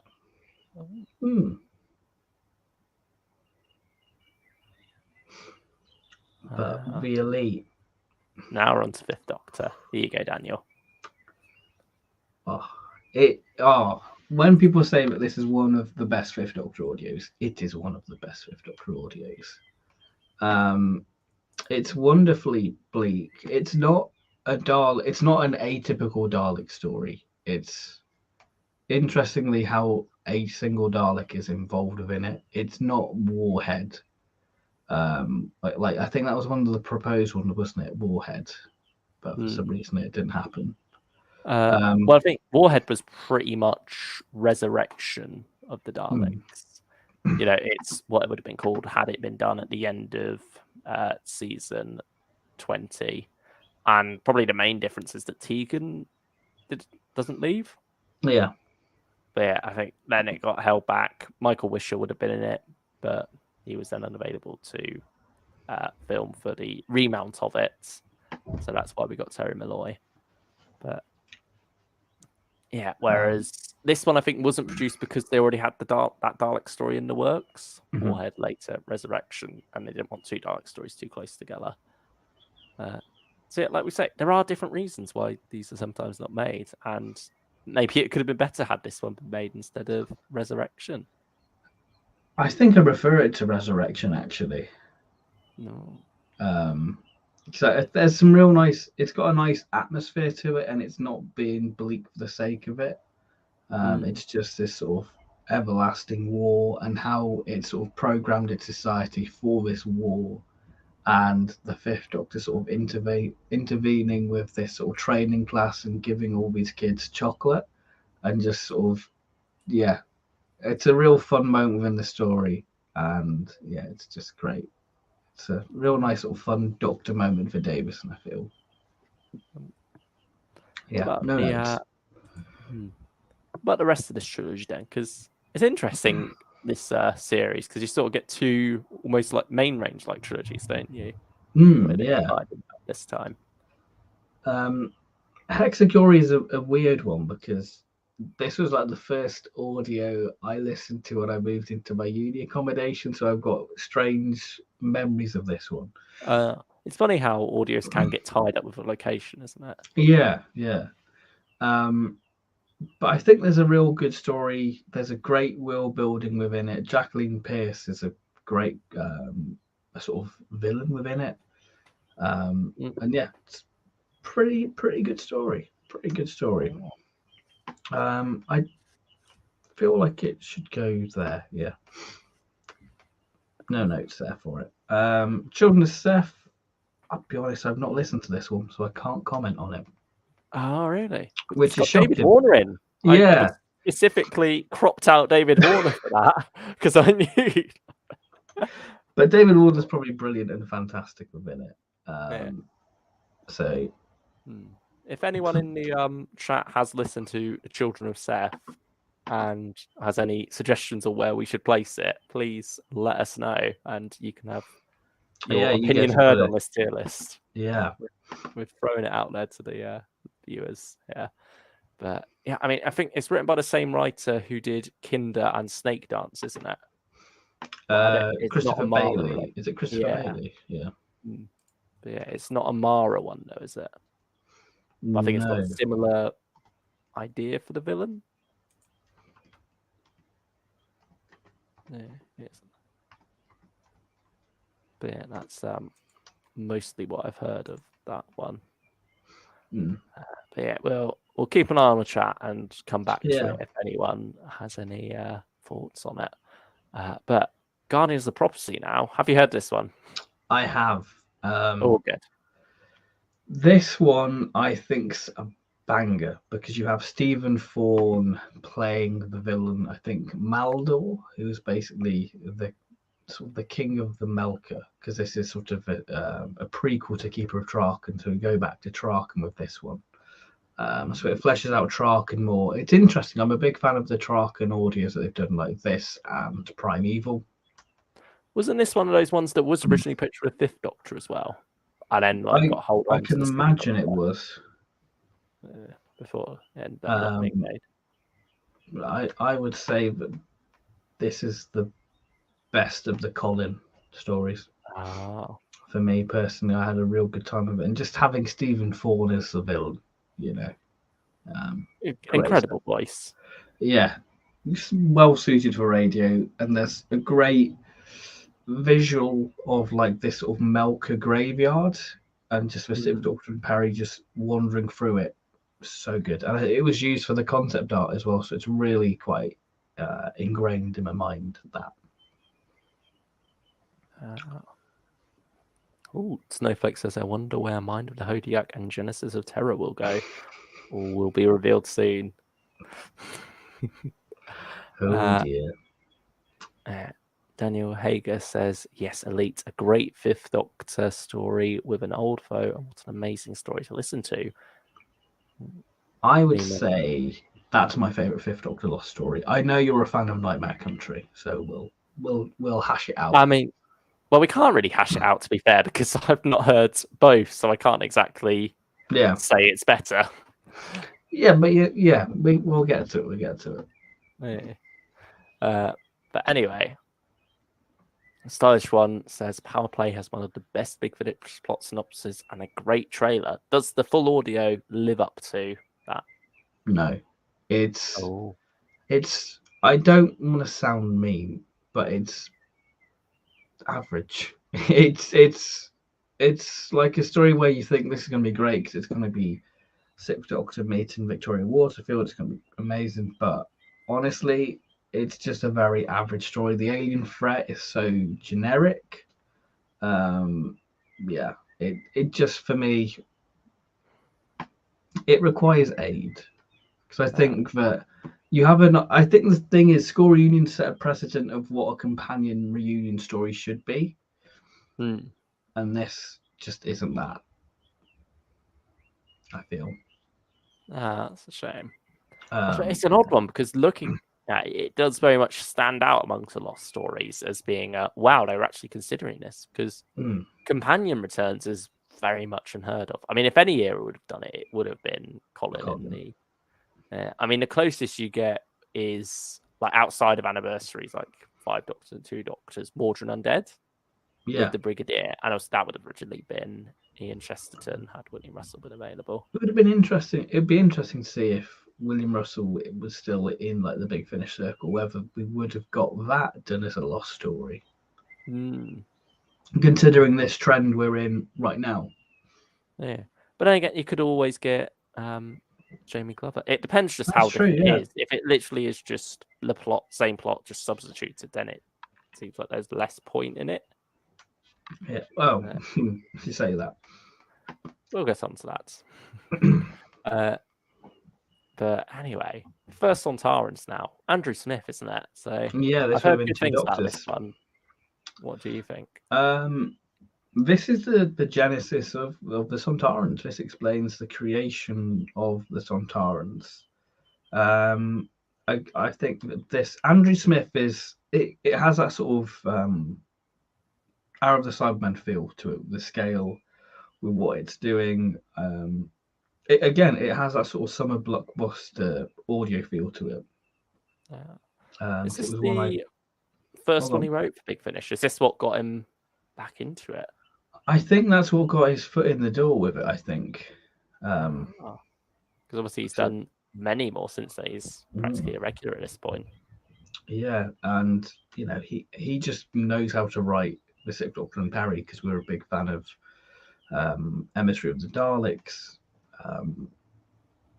Yeah, I would say that this is a great story. A story what I'm glad I re-listened to because I wasn't a fan of it, but it shows that opinions can change. Stylish One says the first Sontarans is one of the best Sontaran audios. A great origin story, great pacing, Dan Starkey, Routons, great cliffhangers, and a village under siege, and so much more. Though that Sontaran on the cover looks really bad. Early Big Finish CGI Sontarans look really bad in the Five Companions and the booklet artwork. Yeah, it's an interesting time, isn't it? Those. Yeah. Early. So I think as well, the Sontarans hadn't really been used on Big Finish, so I think there's a big drawing factor with that. So I imagine at this point we would have just had Heroes of Sontar, so I imagine this would have been the second. Yeah. Maybe they third of Five Companions. Affected the voices as well, either, had they? I think, I don't think John Banks is in this one. I think it is just Dan Starkey, I think. Yeah. I could be mistaken. Because it was interesting listening to The Eternal Battle, but John Banks is back in that one doing Sontaran voices, which I think is my favourite Sontaran audio. He's in the Sontarans as well, isn't he? Does a good job. Oh yeah, he is. Yeah, true. But I mean, I think this one didn't get made because of two doctors, wasn't it? Yeah, which is rightly so. Stories close together, so that's why it got pushed to one side, and then eventually came back with Big Finish. This might be a hot take, but I think I prefer this to the two doctors. Yeah. I can't say I'm too surprised there. But then we would have missed out on Patrick and Fraser. Yeah. So it's like, sometimes you have your lesser stories, but you take what you can get from that. Yeah, in the grander scheme of things. Yeah. Whereas you still at least got this as an audio. Whereas I don't think we'd have got two doctors as an audio. And it just wouldn't have been the same thing without it being Patrick. Yeah. Yeah. So it probably works out all right in the end. But the Snowflake says, I'm writing my own story for that Big Finish competition. I don't know if I will send it in this year, maybe next year. Best of luck, Snowflake. Yeah, good luck. Maybe goes that. But anyway, Masters of Luxor now. The first Lost story, really, because this is what could have replaced the Daleks in a way. But you also have the Giants. Yeah, true. Yeah, Planet Giants. Yeah, an earthly chart. And certainly, I think that went through quite a few different versions, didn't it? As they tried to get the series off the ground there. Yeah. And I think eventually, just them struggling to get it to work was why they said, bring the caveman story forward, have that be the beginning instead. Yeah. And so that's how Doctor Who got started. But yeah, this would have been in place of the Daleks. Is it a 6-parter or a 7-parter? It's a 6-parter. How does it stack up? It's so wonderfully 60s. It's got this lovely sort of B-movie feel to it. The sort of robots that feature in it, you can imagine them being done like the robot soldiers in The Mind Robber. It's a wonderful opening. Part one's superb. It's very, I wouldn't say Curse of the Harkness, but part one's where the story's at its strongest. I think when you get to the middle of a story, I think with some six-parters, it does have that element of padding, and I think Master of Luxor does have it. And I think there is ambition to it because you've got the Doctor and Ian sort of scaling and climbing up and down the sort of building where this story's set in. And you can imagine sort of the model work with like the lifts and stuff. Yeah, it's one you can really imagine the 60s doing, and you can see that the budget wasn't quite there yet. And I think that it's a distillation of 60s Doctor Who. It's the little show that could, really. So I think it's quality. Yeah, Whovian the Small Collection says, I definitely understand why the Daleks was made instead of Masters of Luxor. Yeah, also, still putting it out there, if anyone has listened to Children of Seth, tell us your thoughts so we can stick it on the tier list somewhere. But I have heard the Rose Mariners. We're getting take it away now. Have you heard this one? Yeah, I've heard this one. We both have. But yeah, I mean, these next four actually. Is this one with David Warner in it as well? Yes, it is. He appeared twice in series 3. But yeah, this I got because it was around the time in Big Finish where there wasn't much second and first Doctor available. Like I was just getting into it. I'd got my fourth Doctor fix from Fourth Doctor Ventures. I'd been getting into the main range. I'd got Dark Eyes, so had Eighth Doctor covered. I needed to go back and get some first and second Doctor. And so this seemed like the right place to dive in with that, with these authentic stories, with the narration. Yeah, I think I picked them up while they were on sale at one point. I can't remember when, but yeah, they were like £5, weren't they? Yeah, in 2015. Yeah, it would have been around that time. And yeah, the Rose Mariners, no, I can't say I was a huge fan of.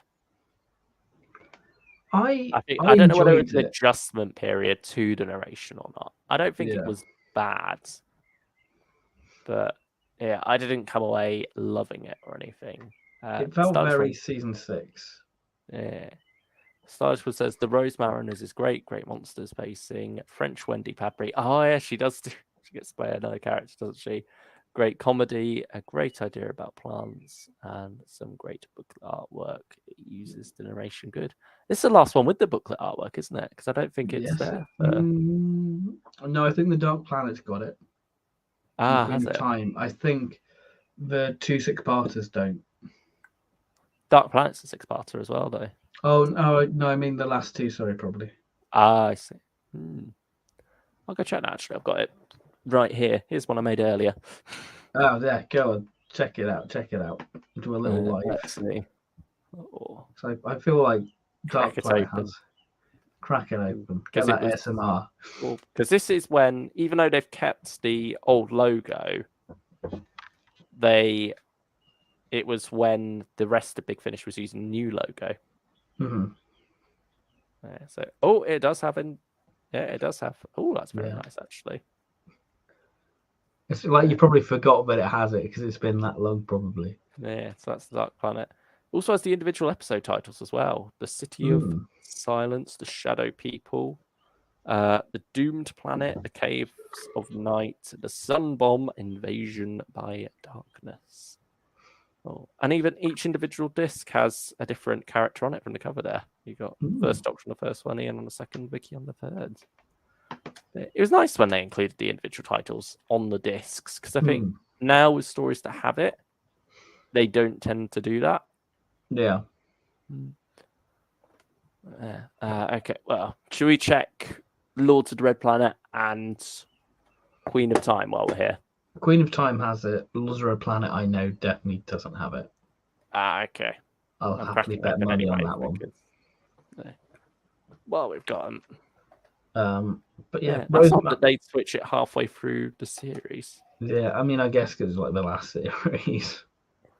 They're just like pumping out. You'd thought that'd be even more reason to just, finish off, make it consistent, because they didn't think they were going to do any more after these.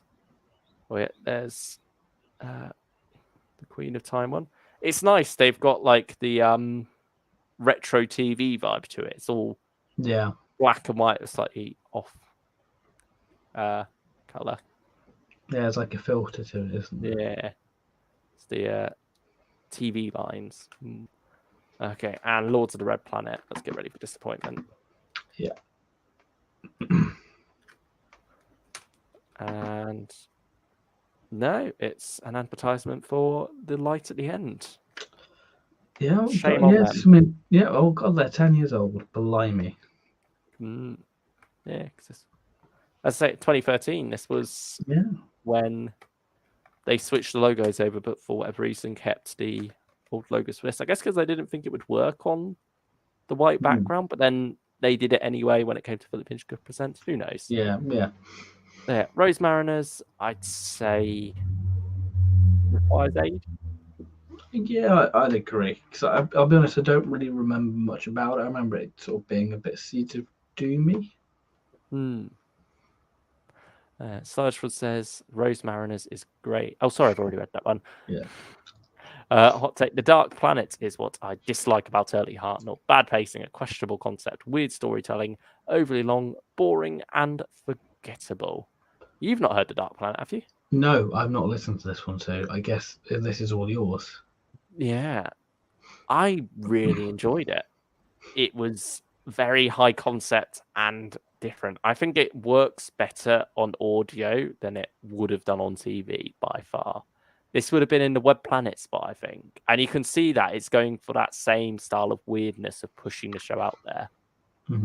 But is it better than the Web Planet? I'd say so, actually. Remember. Okay. I think just because it doesn't have the awkward visuals, like I could very much imagine that the sets would be falling apart around the actors had they gone for this one. It would be very cheap and wobbly.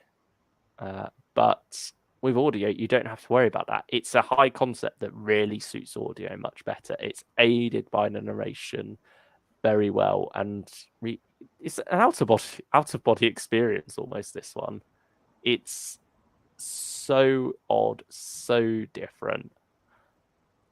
The cast, despite there only being I think 4 of them, really do carry it throughout 6 parts for me. We love our long form storytelling, don't we? I think this is a good example of that. Dark Planet, it's a farewell great story for me. Okay. Second to top. And now we come to the Queen of Time, the sister story to Celestial Toymaker. In more ways, is it better than Nightmare Fair? Is it going to be higher? Ooh. Have you listened to this one? I have listened to this one. Have you listened to this one? Okay. I have listened to this one. Oh, good. Both on the same page again. Mm. I quite like it. I like anything amazing, but I think it's good. I like how it sort of separates the Doctor and Zoe and Jamie, and how you have the Doctor with the main villain of the story sort of battling out. I think if you like the Mind Robber, you'll like this one. Yeah, it's got that Mind Robber feel. Yeah.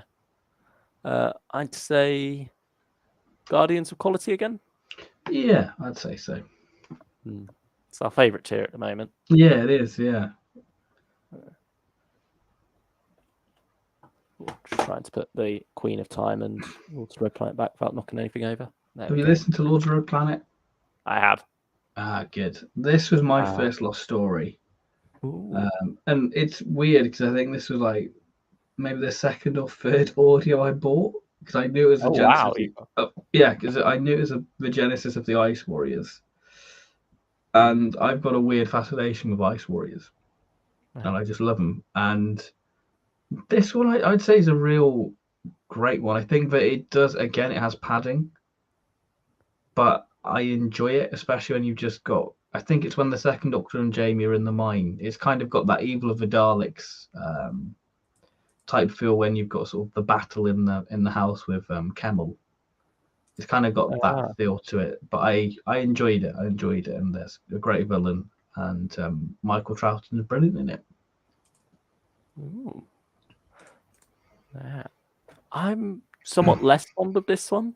Okay.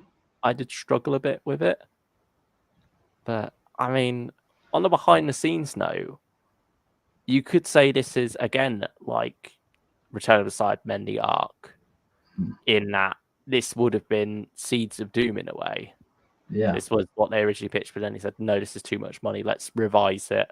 Let's revise it again, heavily revise it until it then became Seeds of Doom. And I think is a small bit of that still there, like the idea of the atmosphere changing. Yeah, there's still that there because I think that's why they sort of created the suit or something like that. But But I like mean, the actual visual of them with an ice about the suit and that sort of how sort of half cybernetic sort of thing to it. Great visual, and it'd be interesting to see them try and do that on a '60s budget. I think that's a where bit. would you put it? I personally put it farewell, great story. Uh, I'll allow it because it has been a while. Um, Yeah, and now the Mega, all you again. The it's on final me. time. Yeah. Marvelous. For a time, this was my favorite Big Finish audio, and I don't know if it's still my favorite audio because there's so many great Big Finish stories. I've kind of gone off the idea of what are my 10 favorite Big Finishes. But I imagine this is still there somewhere. But like you with the first and second Doctor, because there wasn't much content for those Doctors, um, this was the closest thing we had to a full third Doctor adventure. So maybe I latched onto that. I think maybe what put me off that at the time was that it was Katie Manning doing it. But Katie Manning does such a brilliant John Pertwee. Yeah, it's probably unfair of me to have thought that at the time, but that's probably why I didn't get it, but did get the other ones because you had Fraser and William Russell doing the And Doctors. I feel like this you'll enjoy this one because it's very Mind of Evil, and it's a great exploration of the third Doctor and Joe because it's still early days and there's lines of the Doctor going, "I still make a scientist of you yet," when she's passing test tubes. So it's really sort of exploring that. It's got this nice gritty tone to it. It's got some great sort of action set pieces to it, but there are some questionable performances from Richard Franklin doing Benton because he puts this sort of West Country accent on, and it's like I don't know if it's meant to be funny or what, but that's the only sort of letdown for the story. But I think the story is really solid. It's adapted by Simon Gurrier, so instantly you think quality because it's Simon Gurrier, and he's just an amazing writer. So for me, it's story of the century. Oh, wow. Who in Small Collection disagrees. Mega was such a weekend to the first run of Lost Stories. Oh. I've got my reasonings why it's a favourite for me. Yeah. Hoover Small Collection also says, I didn't like Children of Seth either. So, based on that, we could put that story of the century as well. Yeah, true. You probably if it's going in order. Daniel Hager does say, fifth, I like Children of Seth, great story. Where would you put it? Where would you put it? What tier, Daniel? You have the power. We're giving you the What power. tier would you put in Hoovian? And we'll try and put it in the middle so you both. We'll average it. Yeah, some differing opinions here. That's good. That's Doctor Who. Yeah. We like it. Oh, but Nightmare Country now. Well, yeah. Was it a nightmare?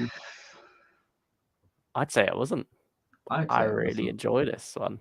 I mean, it's a very 80s idea, isn't it? Because it's that high going concept, into. Isn't it? It's that Stephen Gallagher Warriors Gate. I think it's probably his best story he did.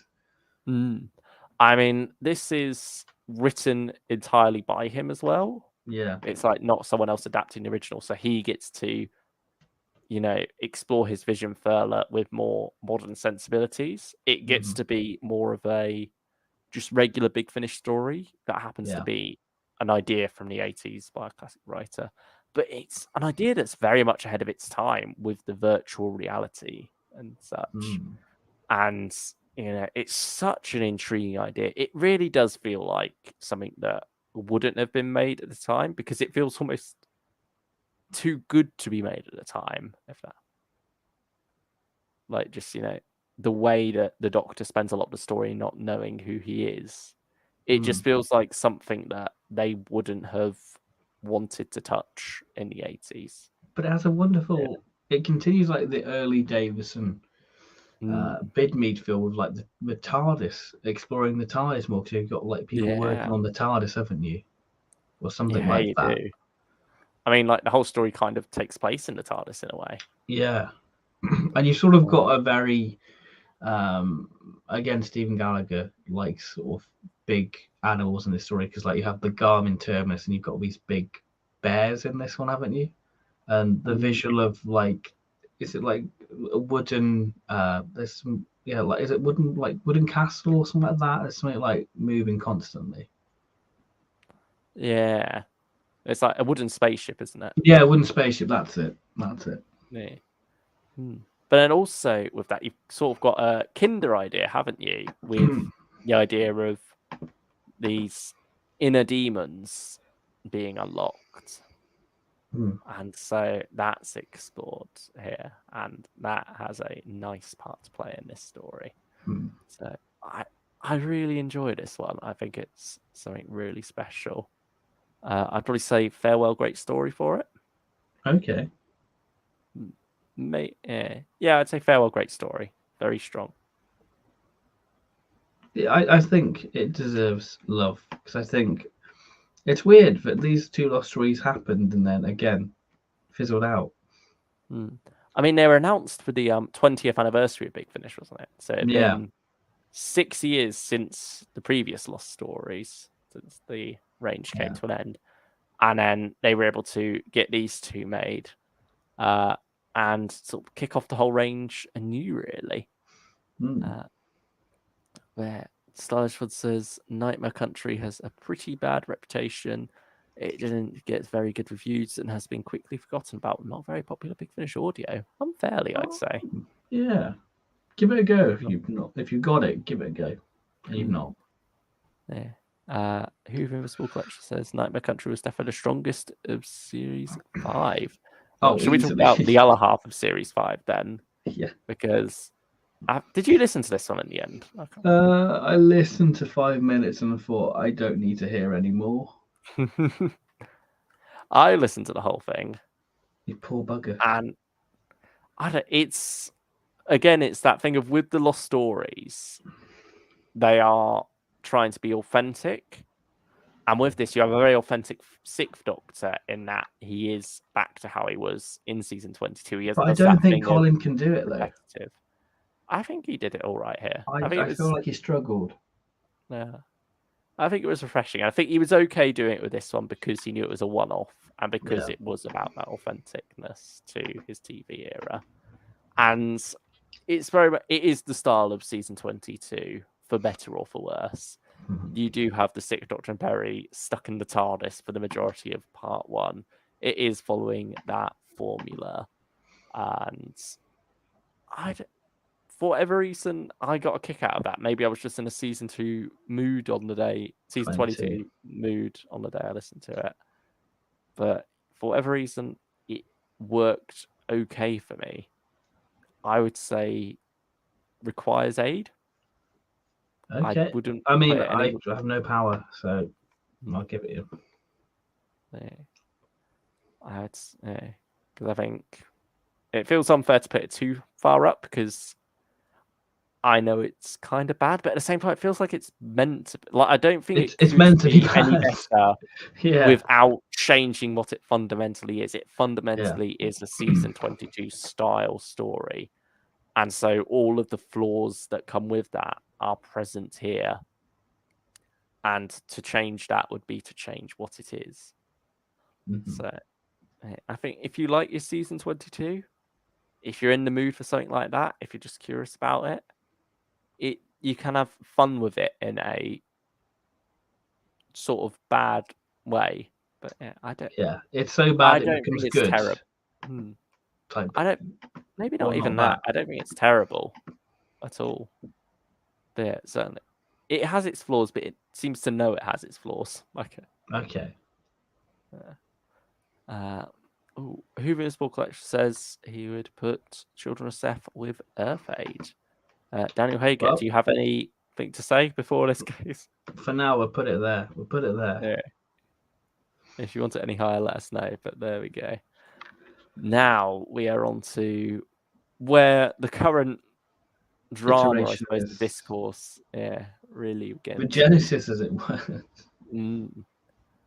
Return of the Cybermen, because this is Revenge of the Cybermen's original version. Mhm. This is what Jerry Davis originally wrote and sent in before Rob Holmes sort of changed things about a bit.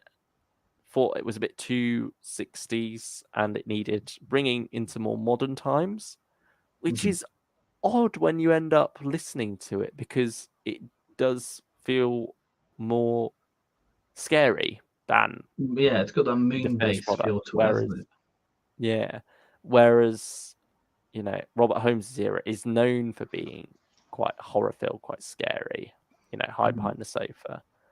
And so with that, it's odd because I don't think Revenge necessarily fits that. Yeah.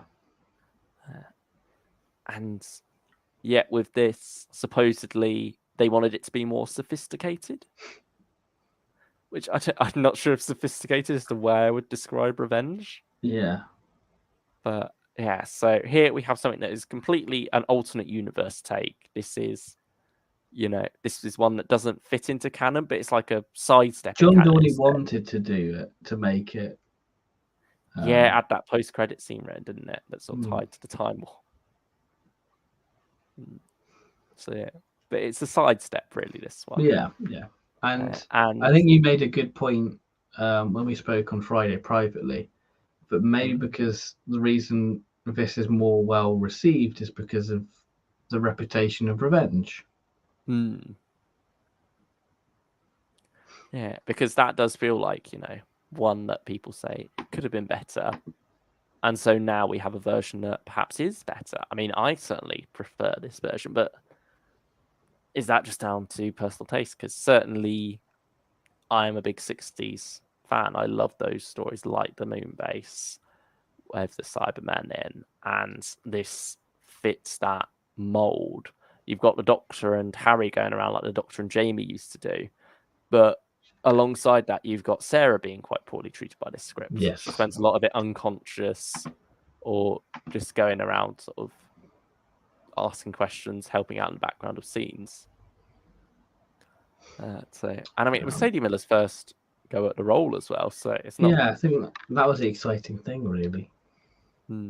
But yeah, at the same time, there's not much you can change without fundamentally changing it again. So sort of she has to be stuck with that. But you also come at it with the understanding that, with it being a lost story, it is trying to faithfully adapt that script from the time, not change it. Because otherwise, if you change it too much, you've then just got another Revenge, haven't you? You've still got this original version that you don't have, and you've instead just got a Big Finish version of Revenge. Yeah. So, yeah. I really do like Return, though. Great sound design, great music. It's quick. It's great. Yeah, that's what makes it really punchy. snap along. Yeah, because you can listen to this in pretty much a day, because it's like 19, 21 minutes apart. It's pretty much classic length, really. I feel, because I think it's 24 minutes as well. Like episode 2's just.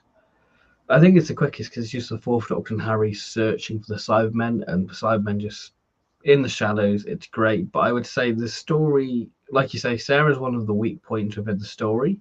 But I think in terms of plot point, in terms of weak side, is the sort of aliens on the asteroid or meteor, whatever it is. I think they're the weakest part of it. Yeah, for me. But it's funny because that's what Robert Holmes tried to change, isn't it? Because that's the main difference with Voga. and sort of try to add a lot more to that. But in doing so, still ends up being the weakest part of it. It's just now there's more of it. Yeah. So this sort of like works out not too badly, because even though it's weak and odd, it's got lesser presence than it does in Revenge. It's good how it ties the aliens to Nerva, with like one of them being a crew member or just the body being found or whatever. Yeah. I think, as a story in its own right, I'd probably put it the third tier. But I think as a release, as like an archive of, where this went, and just like personal preference wise, I'd put it second tier. I would agree actually, because it was a release that I know it was a Marmite one. You either really liked it or you didn't. Yeah, you sort of got what they were going for, or you didn't. Yeah, and I think it was just a joy hearing that season 12 TARDIS crew, because a part one when they're just having that meal and they're just joking and pulling Harry's leg, you're just like, I've missed this lot. So I'm in agreement there. Yeah, great release. Daniel Hager says, where was it? I would put Children's Seth on the third row. So if we got on the fifth moment, we put it fourth. Yeah. Yeah, put it in the middle between Who Invisible Collection and Daniel there. Yeah, there we go. So thank you both for helping us out there.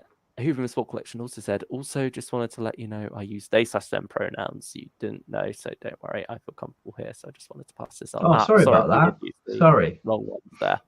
But you're certainly welcome. But thank you. Thank you. Thank you for letting us know. Try to keep that in mind in future. Hoovin also says, I wish they added the cut ending explaining time being rewritten. Would have been so iconic, even just as like a bonus. Yeah, as like an extra. Little extra. Because maybe they could have recorded that with Dalek's Genesis of Terror, since they had the Time Lord there. Yeah, true, actually. Daniel Hager says you are welcome. Thank you, Daniel. So then, the Doomsday contract now. Great. Is it John Peel, the writer? Yeah, no. John Lloyd. John Lloyd, adapted by Nev Fountain, great comedy writer, who writes for Dead Ringers, and obviously David Lloyd has got a comedy background to him as well, I think. He worked with Douglas Adams on Hitchhiker's Guide, didn't he? Yeah. And so he submitted this to Douglas Adams. I think Douglas very much wanted to make it, but just for one reason or another didn't get around to it. And then it just didn't squeeze into season 17. He left the script editor post. Chris Redby didn't want anything to do with this script, and so fell through the cracks in time until now. And I don't often say this, but I think Christopher H. Bidmead was right. I disagree, actually. Oh. Like, I think it's got flaws. They say, love the Doomsday contract. I still prefer Return, but I think 100%. There's a lot of fun within it. I think the idea of the TARDIS being put on trial. Is it done better in Trial of a Time Machine? Oh, yeah, it's done better in that, because you get to the relationship of the Doctor and the TARDIS, this sort of symbiotic nature to it, more within it. Whereas this is sort of played for comedy.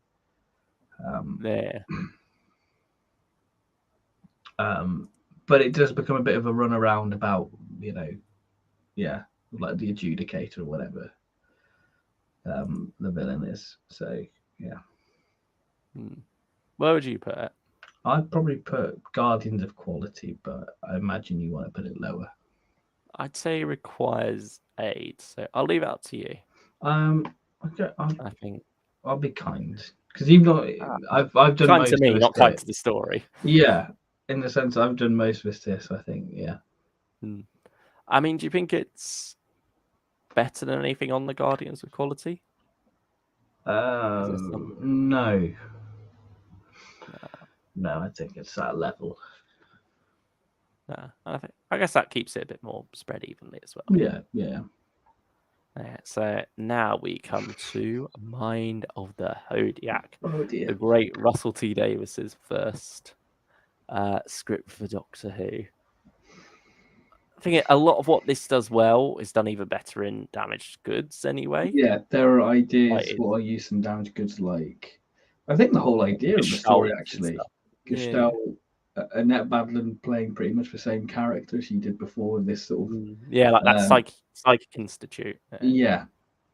Um, yeah. It's just much more refined and much more epic there, whereas this, it does feel much more 80s. It's got the flaws of 80s with just sort of the circle of Mel being stuck in the TARDIS. It's kind of got that syndrome where they're not in the story, they come into a story in part 2, much like season 22. So I guess that's authentic for Russell, and I think this story uh, doesn't fit the lost stories category because it was never lost. It was lost in Russell T Davies's bedsit. Yeah. Hoover Small Collection said, Mind of Hodiak annoys me because there's no number on the spine. Where do I put it on the shelf? Yeah, that's an odd one as well, isn't it? Because it's like a special one. Why could they not just have included it in a series? Or just put 7.3 or whatever it was. Yeah, or 6.3 maybe. Wherever it goes, I don't know. Yeah. But I mentioned a long while ago when we talked about the Bonnie news that the character had things to say about her in this. Yeah, go for it. She's, especially in part 1, which is all Ross Davis' original stuff. I don't blame him for this because I'm pretty sure it would have been written before Mel even debuted. I think he would have just known, there's a new companion called Mel. I'm going to have to include her in this, so I want this to be made. They're not going to seriously consider it if it's got Perry in the script. Yeah. But with that, because he doesn't know who Mel is as a character, she's very passive. Like the complete opposite of who she is on TV, especially in that debut story. What's it called? Terror of the Vervoids. Instead here she's just sort of sitting around telling the Doctor, you don't always have to be a hero. Why can't we just sit in this nice person's house that's mysteriously abandoned and watch TV? And is it got like reference to Winnie the Pooh and stuff like that? I don't know. It's the Wind in the Willows. That's it. Oh yes, yeah. Which has some rather beautiful stuff in it, in what they talk about there.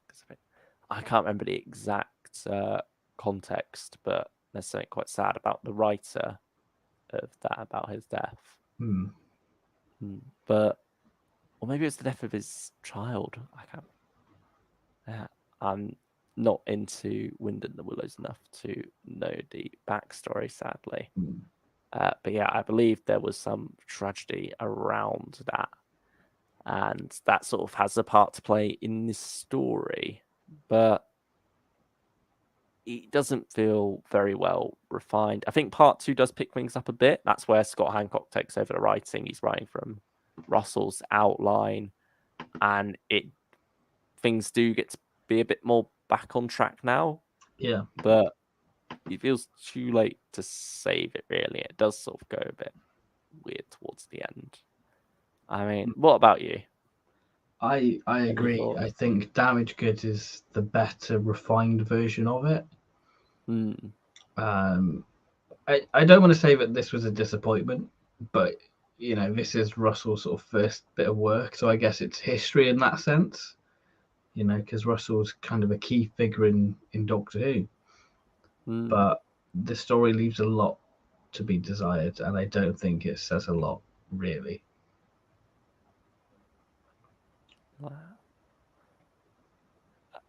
Probably fair to say it's a nightmare. Yeah, I would say so. Which feels wrong. I think if you're interested in it from like a scholarly point of view, for just like seeing where Russell started, because you can see like the jumping off points to where things get good for him.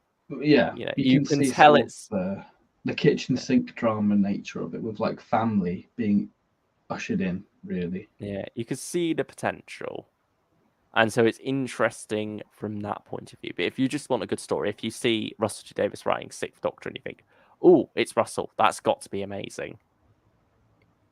Probably not going to turn out that way, sadly. Yeah. But Hoover's Collection says, I want a story where it's Mel and Six watching EastEnders and they see Bonnie Langford's character in EastEnders and go after her thinking she's an evil doppelganger. Well, you kind of get that. We get that in the new Sixth Doctor set, don't we? Yeah. Broadway belongs to me. There's something along those lines there that might appeal to you, Hoovian. But yeah, so that's coming up later. You'll get to that in your marathon because you're whistling by. I recently listened to it and it's all right. I definitely see hints of damaged goods, like you said. Yeah, damaged goods. If you want some Russell Davies classic Who, damaged goods is the place to go. Especially I mean, like the audio as well. How that's. We did a stream comparing the two, so I think that's really the best way because when they're both fresh in our minds. So yeah, that's when we can talk more in depth about them. But speaking of things fresh in our minds, well, fresh in my mind at least, because you've not got round to the arc yet. Yeah, Dalek Journey of Terror is fresh in my mind. Yeah, but certainly. I mean, this stream was originally going to come out next week, so you would have had time. Yeah, I would have had time. We've jumbled things around a bit. Yeah, we want to put a show on for you. Hopefully. Yeah. Hopefully you're enjoying it. Smash like, all that jazz. Yeah, I'm sure this is the one that a lot of people have been waiting for, though, because, as we've said before, it's caused quite a stir. Is it a cash grab? And that's the question. I don't think I know your full thoughts on this. And no, we've not spoken about this. I've not said. Yeah, we've sort of been saving it. Deliberately, sort of swerved away from speaking about it, which is great. I quite enjoyed it last night, I'll be honest. Maybe because I'd heard all of that and just assumed much worse of it. But yeah, I do think it's an odd one though, because it is very the story synopsises for parts 2 to 6. That's when it falls apart for Genesis. Me. Yeah, there isn't anything really different there at all. You're literally just they're unnecessary, really. The thing I have with those sort of synopsises is was that when Terry just because I think it's episode 2 or 3, the cliffhanger's Ronson being exterminated. That's an interesting change, to be fair. And again, it's sort of like you're looking at it more from the point of view of what could have, the scholarly point of view, aren't you? Yes. As a piece of archival information about the journey that Genesis went on from idea to script to further rewrites to screen. You're looking at this as a snapshot of that. Yeah. Rather than a product in its own right. And so, yeah, it is interesting seeing how the cliffhanger wouldn't have been the Doctor getting zapped, which is probably the weakest cliffhanger of Genesis. Yeah. But with that is that just when Terry just finished, or is that actual the end of the story? That's what I want to know. Which is the thing. So it just feels I think it was just the way it came out when they were writing it fully. It ended up being that part 3 was going on a bit longer, so they moved the cliffhanger. Yeah, it just feels a bit weird. And I think it's done weirdly, but you've got it done somewhat first person in the perspective of Harry and Sarah. Yeah, but then the others aren't, because you got Nick doing one of them, and I can't remember who the other actor is. I think it's Sam Clemens, I think. But I think what's also odd is that Tom clearly recorded one for part 1, also from the Doctor's point of view, because when you listen to the trailer... Yeah, like the garden stuff. Yeah, there's Tom talk about how he arrived in the garden, and then he's like, then we arrived in the middle of a war. And I think he even talks about Davros a bit later as well, doesn't he? Yes, yeah. So it's like, why? Because that's obviously been recorded, Yeah. and so you've included it in the trailer even. Yeah. Why have you then not put it here as just like just had it be a whole synopsis rather than full cast part one with the stage directions read by Nick, Mhm. and then It feels like a table read. It feels like a read through. Yeah, and the audio quality does feel a bit off with some of the actors, particularly Tom. It feels Yes. weird because ultimately you're not in the scene most of the time. You're in Nick Briggs's readings, aren't you? And then Yeah. when you cut through just the scene audio with the actors, it feels weird. But I do think those readings are interesting, though. I think Yeah. Nick does a good job of bringing that world to life, and it's fascinating seeing how we sort of assume because it's Robert Holmes that he is the one who added the grit to Genesis of the Daleks. But no, this is probably grittier than the finished product, I'll be honest. Maybe it's partially because it's being read out by Nick, and so It's quite clear and it's punchy. it's The leaving way up he to reads your it. mind as well. Mm. You're filling in those blanks, you're coming up with it being very bleak. But yeah, that's funny to see. And also, it seems to be a trend for Terry Nation, actually, because I was reading the booklet for Planet of the Daleks, and apparently that was originally much more violent, and one of Terrence's notes to him was to tone that down, and so he did. But yeah, that's just funny to think that something we've so long associated with Robert Holmes is actually something that very much does come from Terry Nation, and that World War One aspect is very strong. Like when you see about the whole boy soldier things, the teenagers in the trenches in the synopsis, it makes you think it's going to be a much more lighter original version, Yeah. and that somehow that's going to play a part in it. But no, it's made to make it much more bleak and depressing. The fact that these young children pretty much are in this scenario, but it is also realistic because you did have very young people enlisting in the First and Second World Wars. Yeah. So it does play on that and plays on that tragedy. And yeah, the way Terry Nation writes those particular moments, it is fascinating. And yeah, it really makes Genesis very harrowing, this story. Hmm.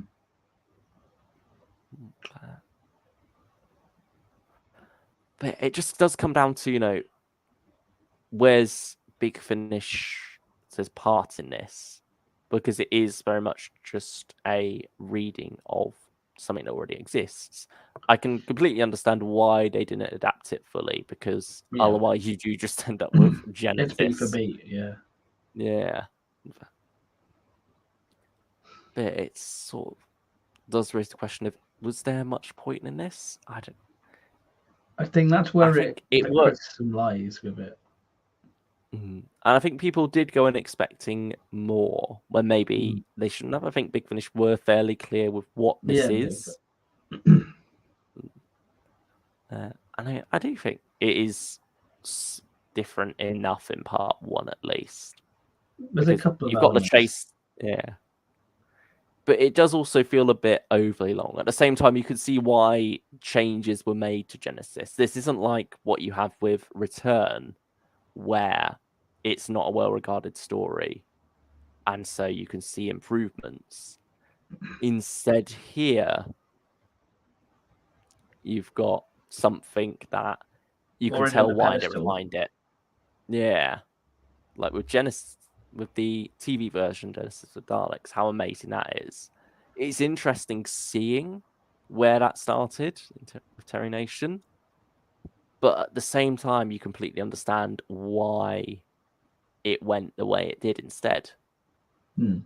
You could see why changes were made. You sort of like listen to it thinking, this is good, but it can be better. It has been done better. It's already better. Genesis already exists. Yeah, it's like the garden scene. It's like it doesn't add anything. It's just nice having that mission going, you're on Skara already, Doctor. Like it just Yeah, a cuts bit. so much already. Yeah, it's just already been refined, and so now you're getting the unrefined version. But it knows it's the unrefined version. It's being done as a dramatization of a piece of history rather than a release in its own right as such. I think if it Yeah. was released of the arc, I don't think we'd be having this conversation. No, it would have been the water to help swallow the pill, wouldn't it? The other. Yes. Yeah. But yeah, it just feels like more of a bonus than a whole release, doesn't it? Yeah. Because I'll be honest, when I downloaded it, I was like, oh, part 1's 45 minutes. That's pretty nice. So like that's your main bulk. But when you start looking at the synopsises, like the breakdowns, you're like episode 2's 2 minutes. You're like, I know Terry Nation was like short at writing, but blimey, that's very short. But I think with what Big Finish had to work with, I think they do an adequate job. And we're not being shills or whatever, but it's fine. You know, it's never these season 12 audios aren't gonna replace the ones you have on your shelves. They're just curios of this is what that season could have been. Yeah, this one especially because it is more of an insight into where it could have gone rather than it being a complete product to attempt to replace it. Whereas Return and the Arc are full cast stories that you can sort of slot in and out with the originals. I mean, the cover art's fantastic. I'll give it that. Yeah. But yeah, it's something for more hardcore people, I guess. Yeah. I don't think it's got a very specific audience, and I don't know whether it found that as such, because it seems like a lot of people brought it expecting more. Yeah. Expecting a different story, like you got with Return, like you get with the Arc, whereas this isn't that, and it's not meant to be that. Yeah. So, is it a cash grab? I don't think so. No, because I think what they've done to add value to it is they've given you a Philip Hinchcliffe interview. They didn't have to do that by any means.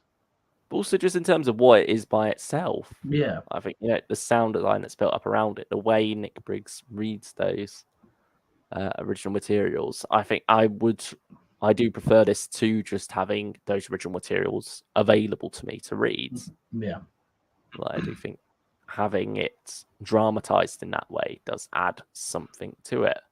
Yeah, and maybe that's just me as more of a not much of a reader and more of a listener.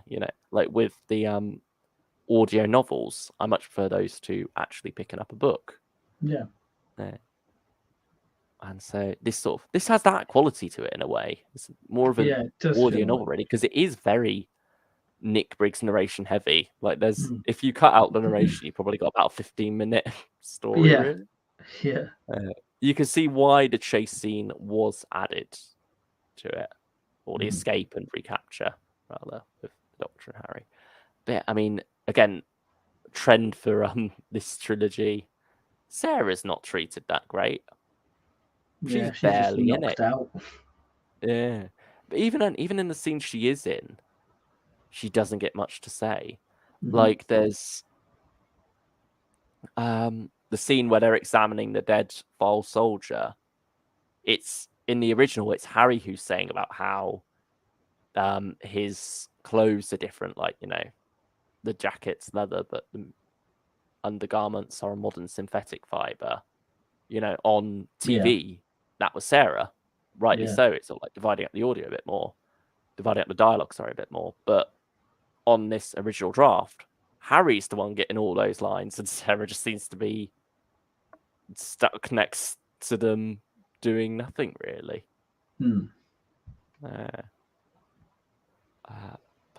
As for placing it though, I'm honestly not sure, because it doesn't compare. It's not the same thing.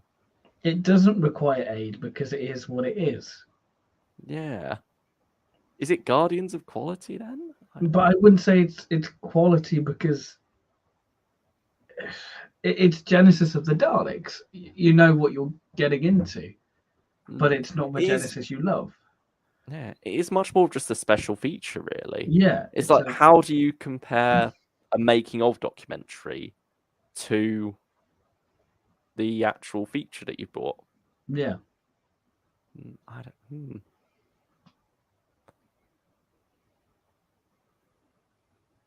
Do we come back to it? Do we go for the I arc think we should first? Is it? go for the arc so we can sort of mull on it. I Yeah, think. yeah. I mean, the arc is kind of the first one because it's 7.1. Yeah, go Genesis go. Terror 7.2, but at the same Yeah. time, it came out the other way around. So, yeah. But the arc, this is the original version of the arc in space, and it is very different from that. There's no Wirren. Instead, you have a very different foe, that green floating head thing there. And it's much more weird and high concept stuff than would have been done at the time. You can see why they chose to step away from this route and instead come up with the Ark in Space, which is sort of like the defining story of the Philippine Cliff era, really, isn't it? It's almost a mission statement for what they're doing. Whereas this is something very different. That's much more of a almost Hartnell in style, and particularly in the way the character of the Doctor's written, because this is, again, it's a curiosity piece. It's an archive from a time before Tom Baker was cast as the Fourth Doctor, when they were looking at the potential of having another older actor play the role in a similar vein to the First Doctor. And so he's written as less of the action hero, more of like the standoffish and Tinker character. He's eccentric in different ways. He's got like a puffball collection, which again sort of feels like the First Doctor, how he's got all his specimens, hasn't he? And so the Fourth Doctor having all that, sending Sarah back to the TARDIS for it, feels like that. Meanwhile, Harry gets to be like the action hero that he's supposed to be. He gets to go on a spacewalk, and my God, the cliffhanger to part 3 really blew me away on this one. It is one of the best cliffhangers I've heard from Big Finish in a while. I really enjoyed it. Wow. Yeah, but the rest of the story, though, it all goes up and down, really. Like, this soundscape of it is brilliant. The incidental music really suits it well. And very similar to Return of the Cybermen in that respect. It gives it an almost 60s feel and very eerie at times. But yeah, it's also got some ridiculous aspects to it as well. And sometimes Doctor Who does that well. I don't know if this is one of them. You've got Terry Malloy playing Noah in this, which, it feels perfect. That feels like an amazing casting. But the Noah you get in this story is very different to the Noah of the Ark in Space. He's got a much less proactive role in it. He's just sort of there, and so there's not much meat for Terry Malloy to chew on in this role, as you would expect. It's not. There's nowhere near as much going for it as there was in the finished product, really. And again, you can see where things are improved there, where things are streamlined, particularly with the rather high concept villain in this. You've got a lot of backstory and exposition going on there, which you think you could easily streamline, you could easily cut, you could make the villain much more simpler, which they ended up doing because you've got the Wirren. So yeah, again, it's fascinating, this one, because you can see where things began and where things ended up, but it is nevertheless a very different story and a very interesting experience as a Fourth Doctor fan, hearing him be so different. And I think Tom's certainly having some fun with it. The extras are very interesting. There's just a moment where he mentions how he's in his comfort clothes at home, and he's going, "Ooh, I'm in Cloud Cuckoo Land." Tom's been on some mushrooms. He's got his puffballs around. You definitely get there's a different energy to Tom in these two releases, I would say, from what I've heard. Yeah. So the arc, I would say one other negative with the villain is the voice is sometimes quite hard to understand. It's a very Is it a bit sort of 60s to gargling. Cybermen? I've never had a problem understanding the Tomb Cybermen, to be honest. Okay. But I don't know. Maybe it's because I grew up that story and know the lines, so I sort of know what they're saying anyway. Hmm. But yeah, with this, there are certainly times where I had to replay it to catch what was actually said because it is quite a gurgly voice, really. Yeah. I'd probably say it's Guardians of Quality. Okay. Yeah, good. Because again, I can't really say it requires aid because it's already Yeah. gotten that aid and Yeah. turned out to be an amazing 4-part story called The Ark in Space, which if you are a fan of, and if you are sort of curious about the journey it went on, it is worth picking this up as, a piece of history, really, adapted. Because it's just an insight into, I suppose, what could have been had they chosen not to go down that direction. Had perhaps Philip Hinchcliffe not been the producer, had someone else come along instead to take over from Barry Letts, and they thought, you know what, this is fine. Let's go for this arc. It's interesting stuff. So Hoover Small Collection says the important thing is they tried. I think that's it. Is that in reference to Genesis of Terror, Hoovian, or probably the arc?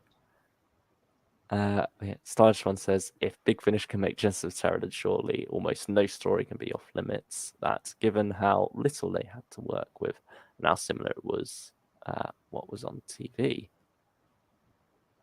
I hope they don't learn that lesson from this, though. I think it's a nice little curiosity with Daleks Genesis of Terror, but I don't want a whole series of part ones with, storylines of the rest of the story, which is just the same. I think because they've done Return and they were going to do the arc, it probably made sense just for them to just go, we can do it as an excuse, maybe. Like I can't see any other way of it being released if those two didn't exist before. Yeah. I mean, in the extras as well for the arc, they mention how, now that they've done this, they're curious about what other stories they could manage to find an original version of that's different enough to make. And they actually ask Christopher Naylor and Sadie Miller about what they think.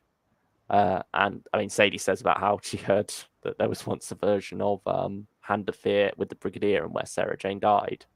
And she'd be interested in doing that as a what if. And Christopher Naylor said perhaps there's a version of Android Invasion where Harry's got a better role. I don't know if that necessarily exists, but I mean, certainly it's interesting to hear it come up in the extras because it shows you that there is consideration and that this isn't the end of the Lost Stories. We are hopefully going to be getting some more, and that perhaps this has breathed a new lease of life into it, for better or for worse. Yeah, with the concept of doing other stories, hopefully moving beyond season 12 next day. Yeah, absolutely. Yeah. Do we want to talk about what ones we'd like to hear done one day now? Or, yeah. And then go back to Daleks Genesis of Terror that sat there waiting to be put on the tier list? Yeah. I mean, there's one obvious one for me being a Pertwee fan. And with it being the anniversary year, I would love to hear Death World. It feels like the perfect time to get that out. And it's the original sort of, 3 Doctors. Yeah, because I learned about that story through like a supplementary Doctor Who magazine on like the Doctors, and there's some really cool artwork for it. And it's just sparked the imagination, for it. Yeah, that's certainly one that could be very interesting. Hopefully with Fraser there as well. Yes, yeah, and I think Big Finish are in a good place to do that if they are going to do it, and I hope they. Yeah, now they've got all 3 Doctors recast. But I mean, we heard it teased on the podcast ages ago. Yeah. Like Yeah. it seemed, but I don't know. Maybe the passing of Bob Baker slowed it down, or even brought Yeah. rights negotiations to a halt entirely. Hopefully, it's something we get to hear. We get to see the light of day. See the light of day. Yeah. Whether, however you say that for an audio. Oh, Snowflake's back. Welcome back, Snowflake. Welcome back. Thanks. Wish me luck on that Big Finish competition, by the way. No worries. No problem. It goes well. Starshman says, I love the big store. Yes, and that's one that sort of fits into the whole early version of a story we know with the faceless ones, isn't it? But very different because we're now in a department store with chameleons swapping out people instead. And I think it involved mannequins as well, didn't it? Yeah, and it also does feel very right for the 60s, the big department store setting. Yeah. I mean, I think there's a Norman Wisdom film that I really love set in a department store that I can't remember the name of. But yeah, you must really love it then. It's been a while. Yeah. So yeah, it's a childhood favourite. Yeah. I think it might just be the store. It could be actually. Let's have a look. It'd be something quite simple. But other lost stories I'd like to see. The Suicide Exhibition. That'd be cool. I'd love to see sort of new series or stories. It's Trouble in Store. Ah, okay. Yeah, good little pun there.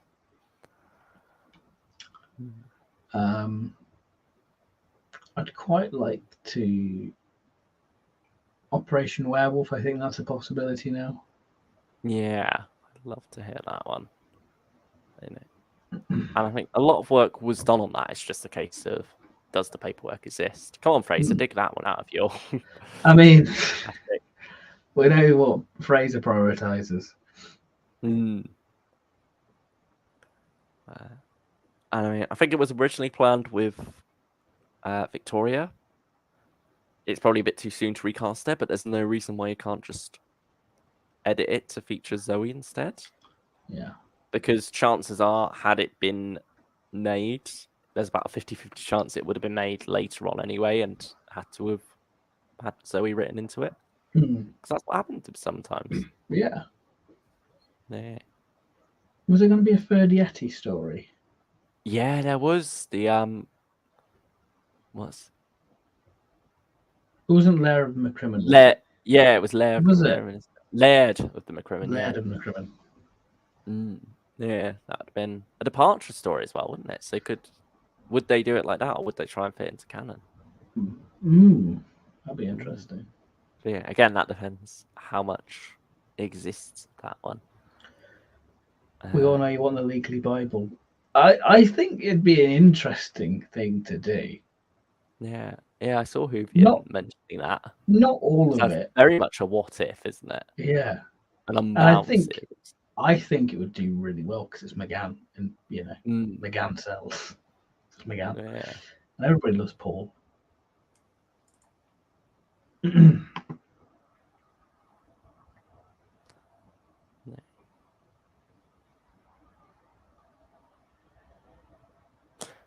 Sludge says, would they adapt the big store to include Jamie though?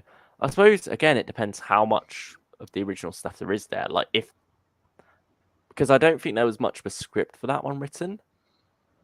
And so I think there's more room to work Jamie into it. I mean, would they do it as Ben and Polly's departure story?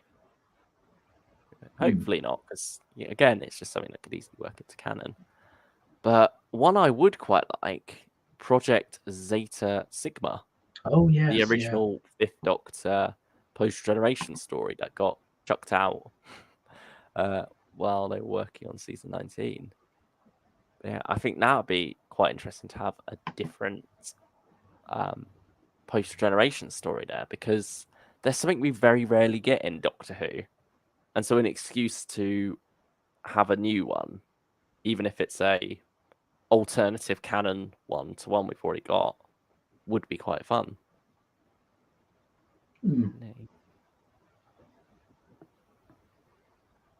And also, it would just mean more Big Dave, though, which we love. Yeah, Yeah, I feel like it'd be a cross between like the Starmen. It's supposedly involved like nuclear disarmament. Bit like Power Play meets the Starmen then. Yeah.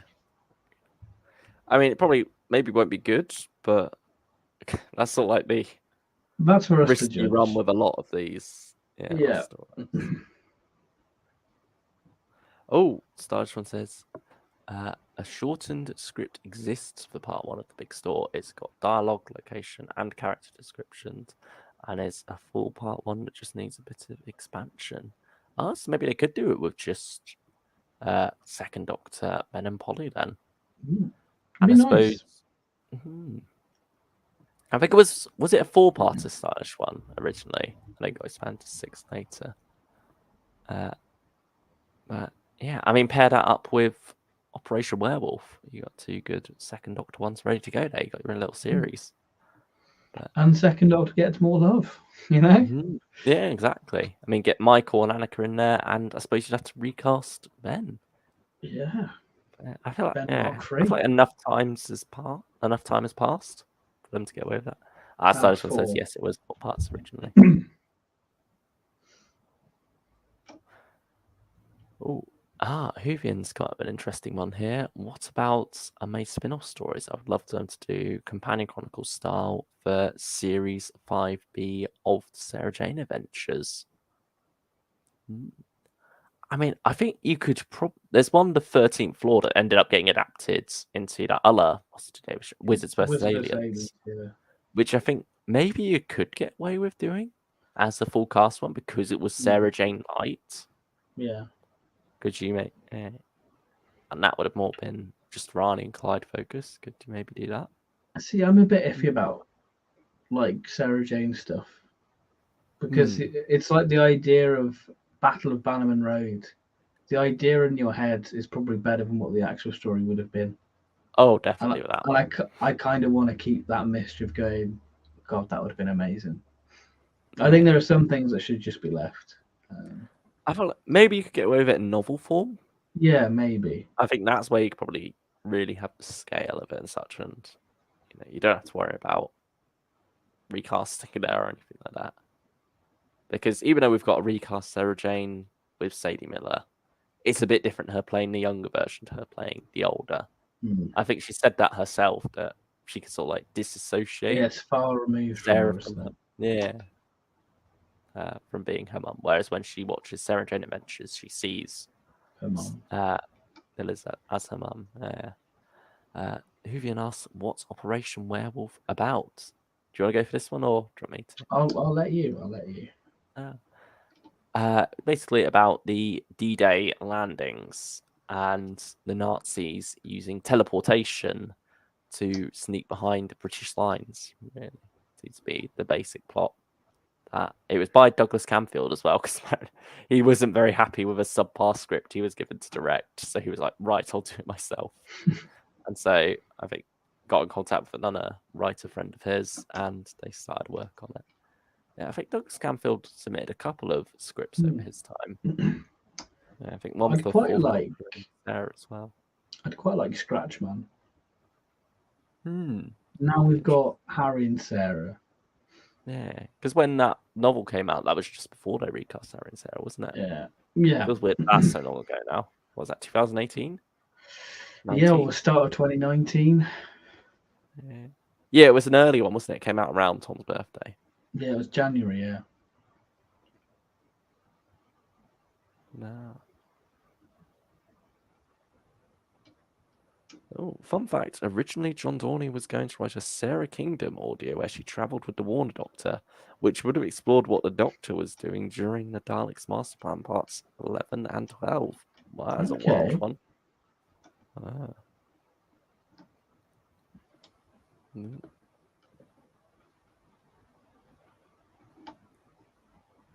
I mean, Season 2 seems to be popping up.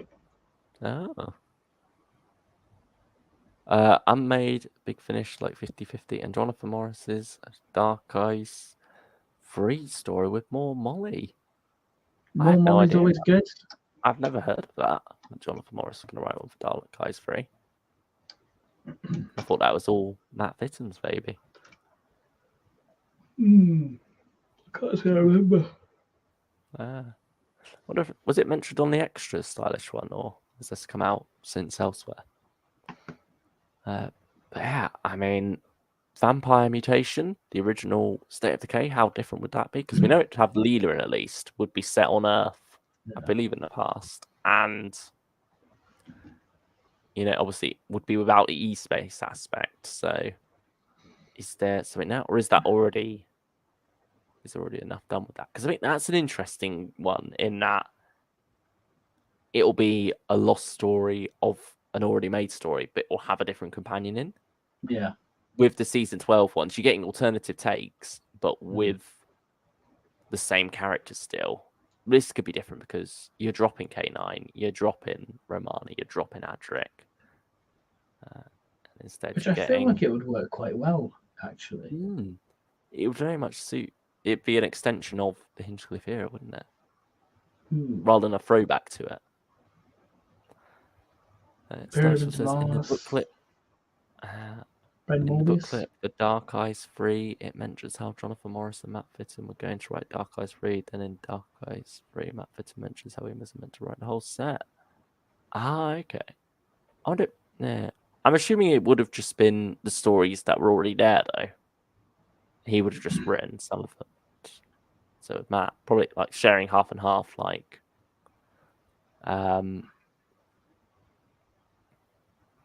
like he did on Dark Eyes 4 with John Dorney. Also, Ruth Bradley talks in Dark Eyes 2 bonus speeches about doing more in Dark Eyes 3 than what we eventually got. That was just down to her availability as well, wasn't it? Rather than Matt Fitton deciding to do that. Yeah.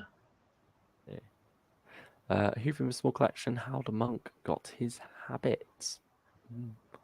Matt Berry.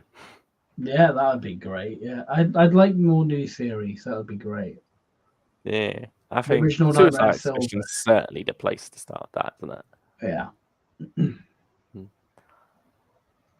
Yeah. Illegal Alien would have been a fun one too. Yes. Because that was adapted into a book as well, wasn't it? Later on. I thought technically it's a lost story. Yeah, I mean, some would argue Spare Parts as well. Yeah, true. Jubilee's almost a reverse lost story. Yeah, I think Spare Parts is a weird one because I think it was going to have like the King Telos or something like that. Yeah, it was very different, wasn't it? It's more just taking the same concept, really. Yeah. Which isn't exactly an original concept. I swear, I mean, in a way, Long Barrow. Yeah, true. Well, yeah, that was a lost story. How about Hartnell's pitch story about the Doctor's evil son? I feel like that should just be left to like an annual story. Yeah.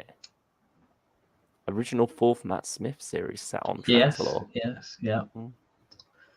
Down for that.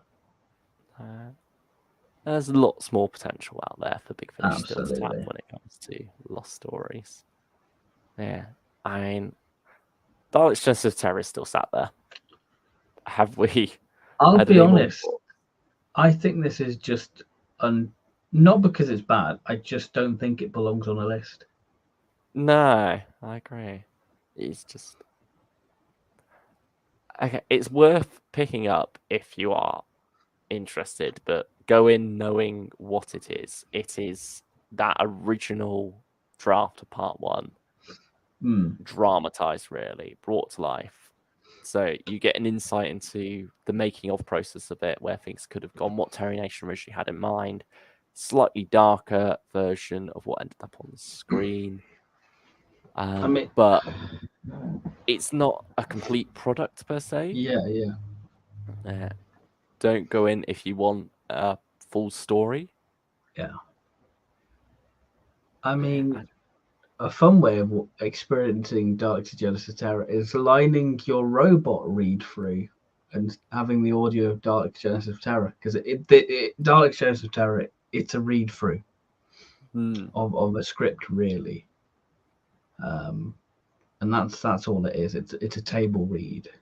And I think the reason why people probably dislike it is because they're so familiar with the performance that are given on screen, whether that be Nida or Yeah, you certainly do. It feels a bit off with some of those other characters, doesn't it? Like Raven.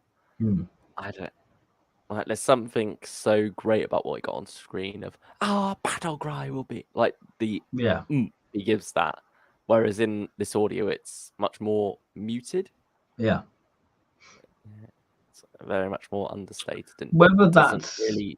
It doesn't fit with what the stage directions are going for, though. From yeah, as Nick's reading. you don't know if it's a stylistic choice to go, hey, let's make it just a bit more different, guys, or it's down to the performance, you know. Yeah.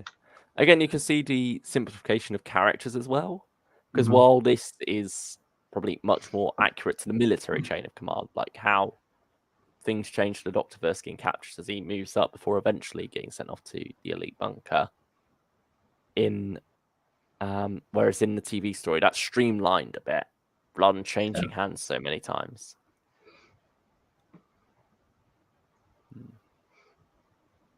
Yeah, there you go.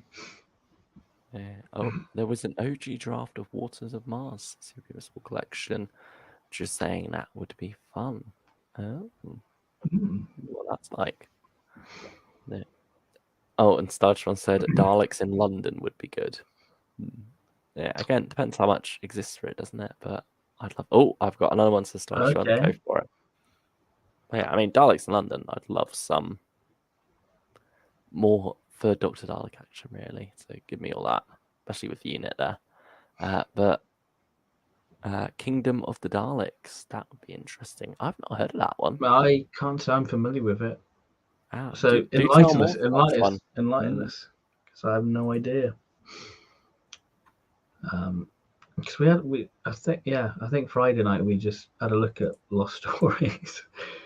Yeah, we did, didn't we? We had to scan through, but yeah, that one I can't recall.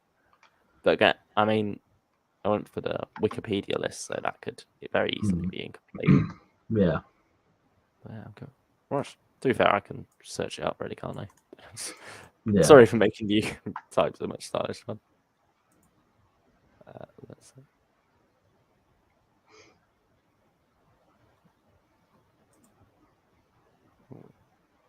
There seems to be a fan one here. That might just be something that's used the same name. Or the final game. That's one what would be interesting, maybe. Oh, it's a Big Finish one by the looks of it. Here we go. That was Alan Barnes' Dalek audio about Sarah Kingdom's parents raising Daleks to be replacements for their children and would have featured the alien delegates. Okay. Wow, when was that pitched? Because I'm assuming that's way before Syndicate Master Plan and such. It feels very sort of Brotherhood of the Daleks. I imagine it might have been the original one for that. I don't know. Barnes? That's Alan Barnes, and that does something interesting with the Daleks and that. So I feel like it feels of that ilk of that time. Maybe. So I don't know. I could be wrong. Sarah Kingdom is an icon. She is. She is.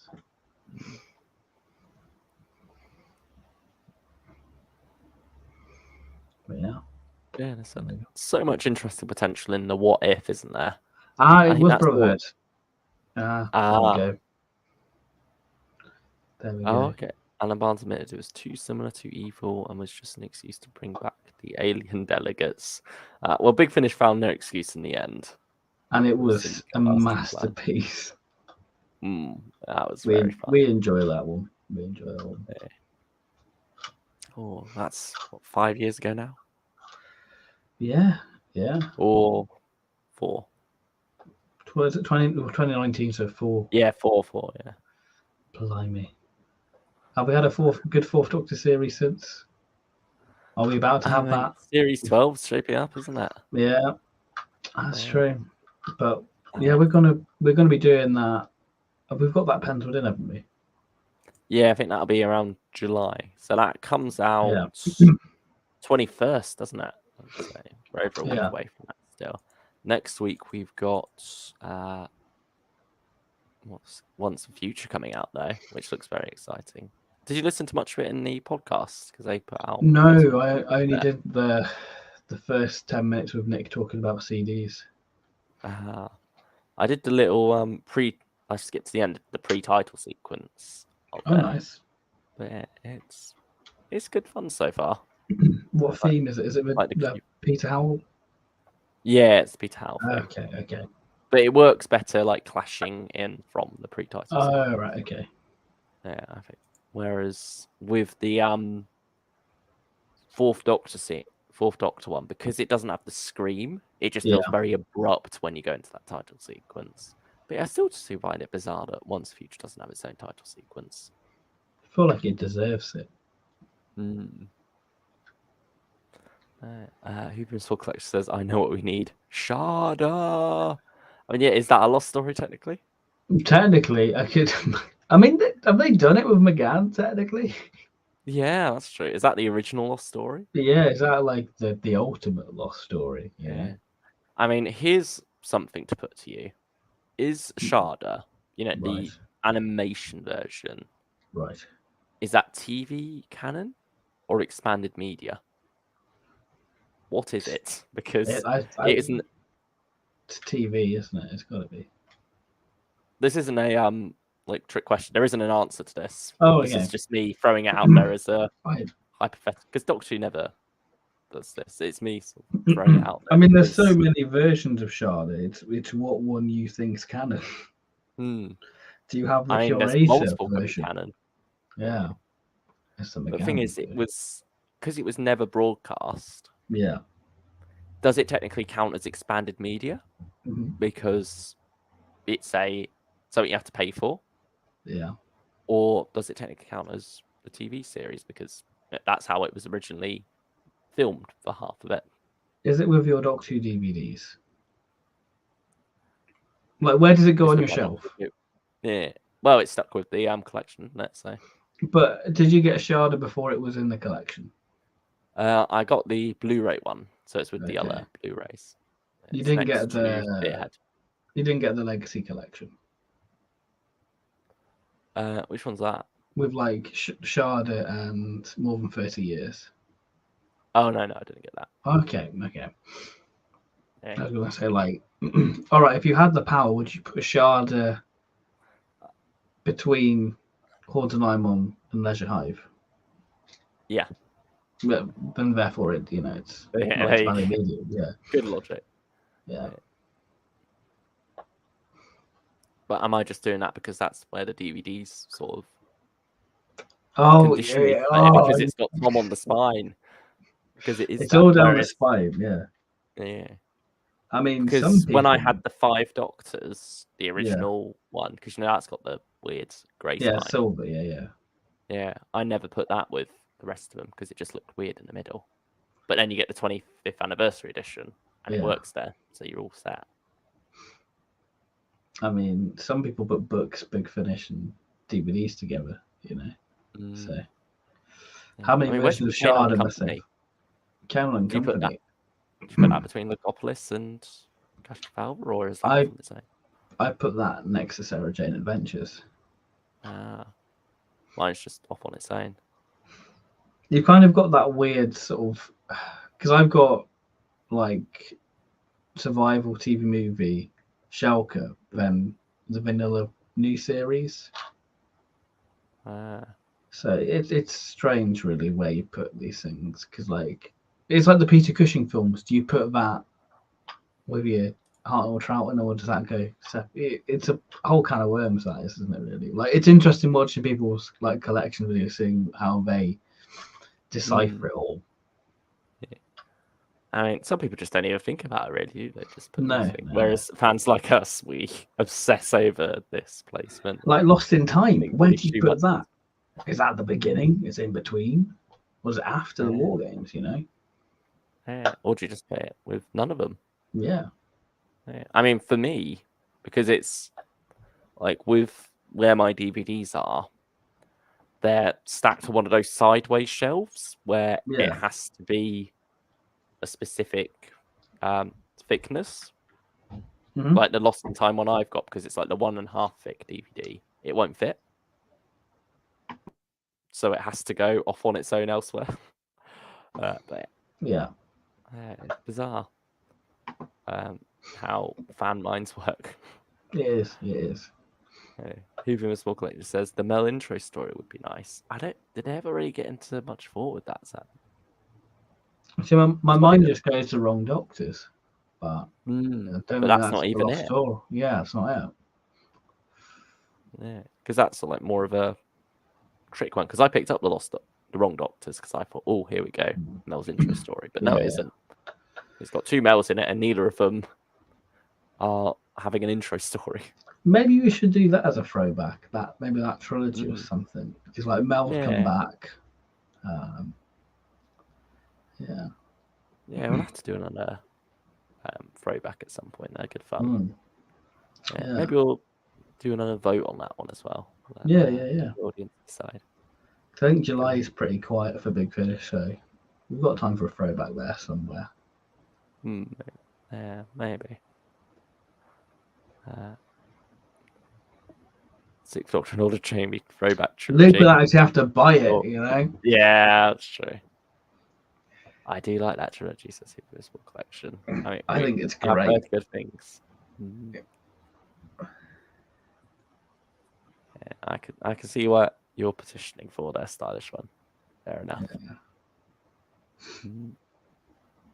Yeah, certainly. Lots more to come from us, isn't there? Yeah, loads in the can. Not just live streams, but other things in the work as well. So we're not going anywhere. No, certainly not. And hopefully we'll be back next week with Stephen Noonan if all goes well. Yes. If not, we'll definitely be back next week with Once a Future anyway. Yeah. I think, hopefully do a double stream next week, do Friday and Sunday. So, you've got plenty of us to look forward to in the coming weeks. After that, we've got another special stream on the 23rd. Yeah. And then finally, 30th of June, we'll be doing the top 5 for this year so far, which we have been talking about between ourselves a lot, haven't we? Had some interesting thoughts. So that'll be, we'll see what comes out of it in the next few weeks. That could maybe tip the balance there. Yeah, it's all for to play for, I think, what we've found out. It's all to play for. Yeah, it's quite an even playing field for the most part. There's a few clear winners, which you probably know already. If you've been following these streams for a while. But yeah, it's going to be interesting. It's always fun doing those ones because you sort of get to take stock and you're on tilt a little bit. I've just am I? Yeah, I don't know. Like your CDs in the backgrounds are going up at an angle. Am I? Oh dear, am I? Sort of, is the house sinking, or it might be the camera? I don't know. It might have been this way the whole time, and I just didn't notice until right at the very end. But yeah, who knows? Social says thanks for another great stream. Take care, and I'm looking forward to next week. Thank you. Yeah, so are we. Should be good. Wooch can't wait for next week where Genesis is going to be a 10-hour stream. I'm hyped. It's going to be 10 hours of clams. Steven, on it. Yeah. But that's a joy. That's for joy. That's the joy of Stephen. Yeah. Thank you, everyone, for joining us for this stream as we look back at the amazing world of lost stories. Sorry we couldn't give you an answer about Dalek's Genesis of Terror, but you can't put it anywhere. It's just one of them. You have to make up your own mind about it. Yeah, and that's the important thing. You know, where our word isn't gospel. It's just what we think, you know. Yeah, and maybe don't believe all the hate it's getting. Yeah. Well, Whovian with Small Collection says, "I can't wait to tell Stephen how much I loved the miniaturist." I think it's a great one. Yeah, that's a very good one. I think that's still my favourite of the 4 he's done. Yeah, I do. It's quite a special one, that. But until next week, take care of yourselves, everyone. Yeah, don't forget to like, subscribe. If you are watching this on playback, let us know your favourite lost story. If it was the Children of Seth, we're sorry. I I think yeah, that's us done tonight. yeah. Thank you, lurkers, and yeah, taking your time out. We appreciate all of you, everyone in the chat, and yeah, thank you for being your wonderful self. Thank you, Yeah, everyone. been a And great one tonight. been a good one. Been a good one. And yeah, thank you, everyone. And we'll see you very soon. Bye. Mm.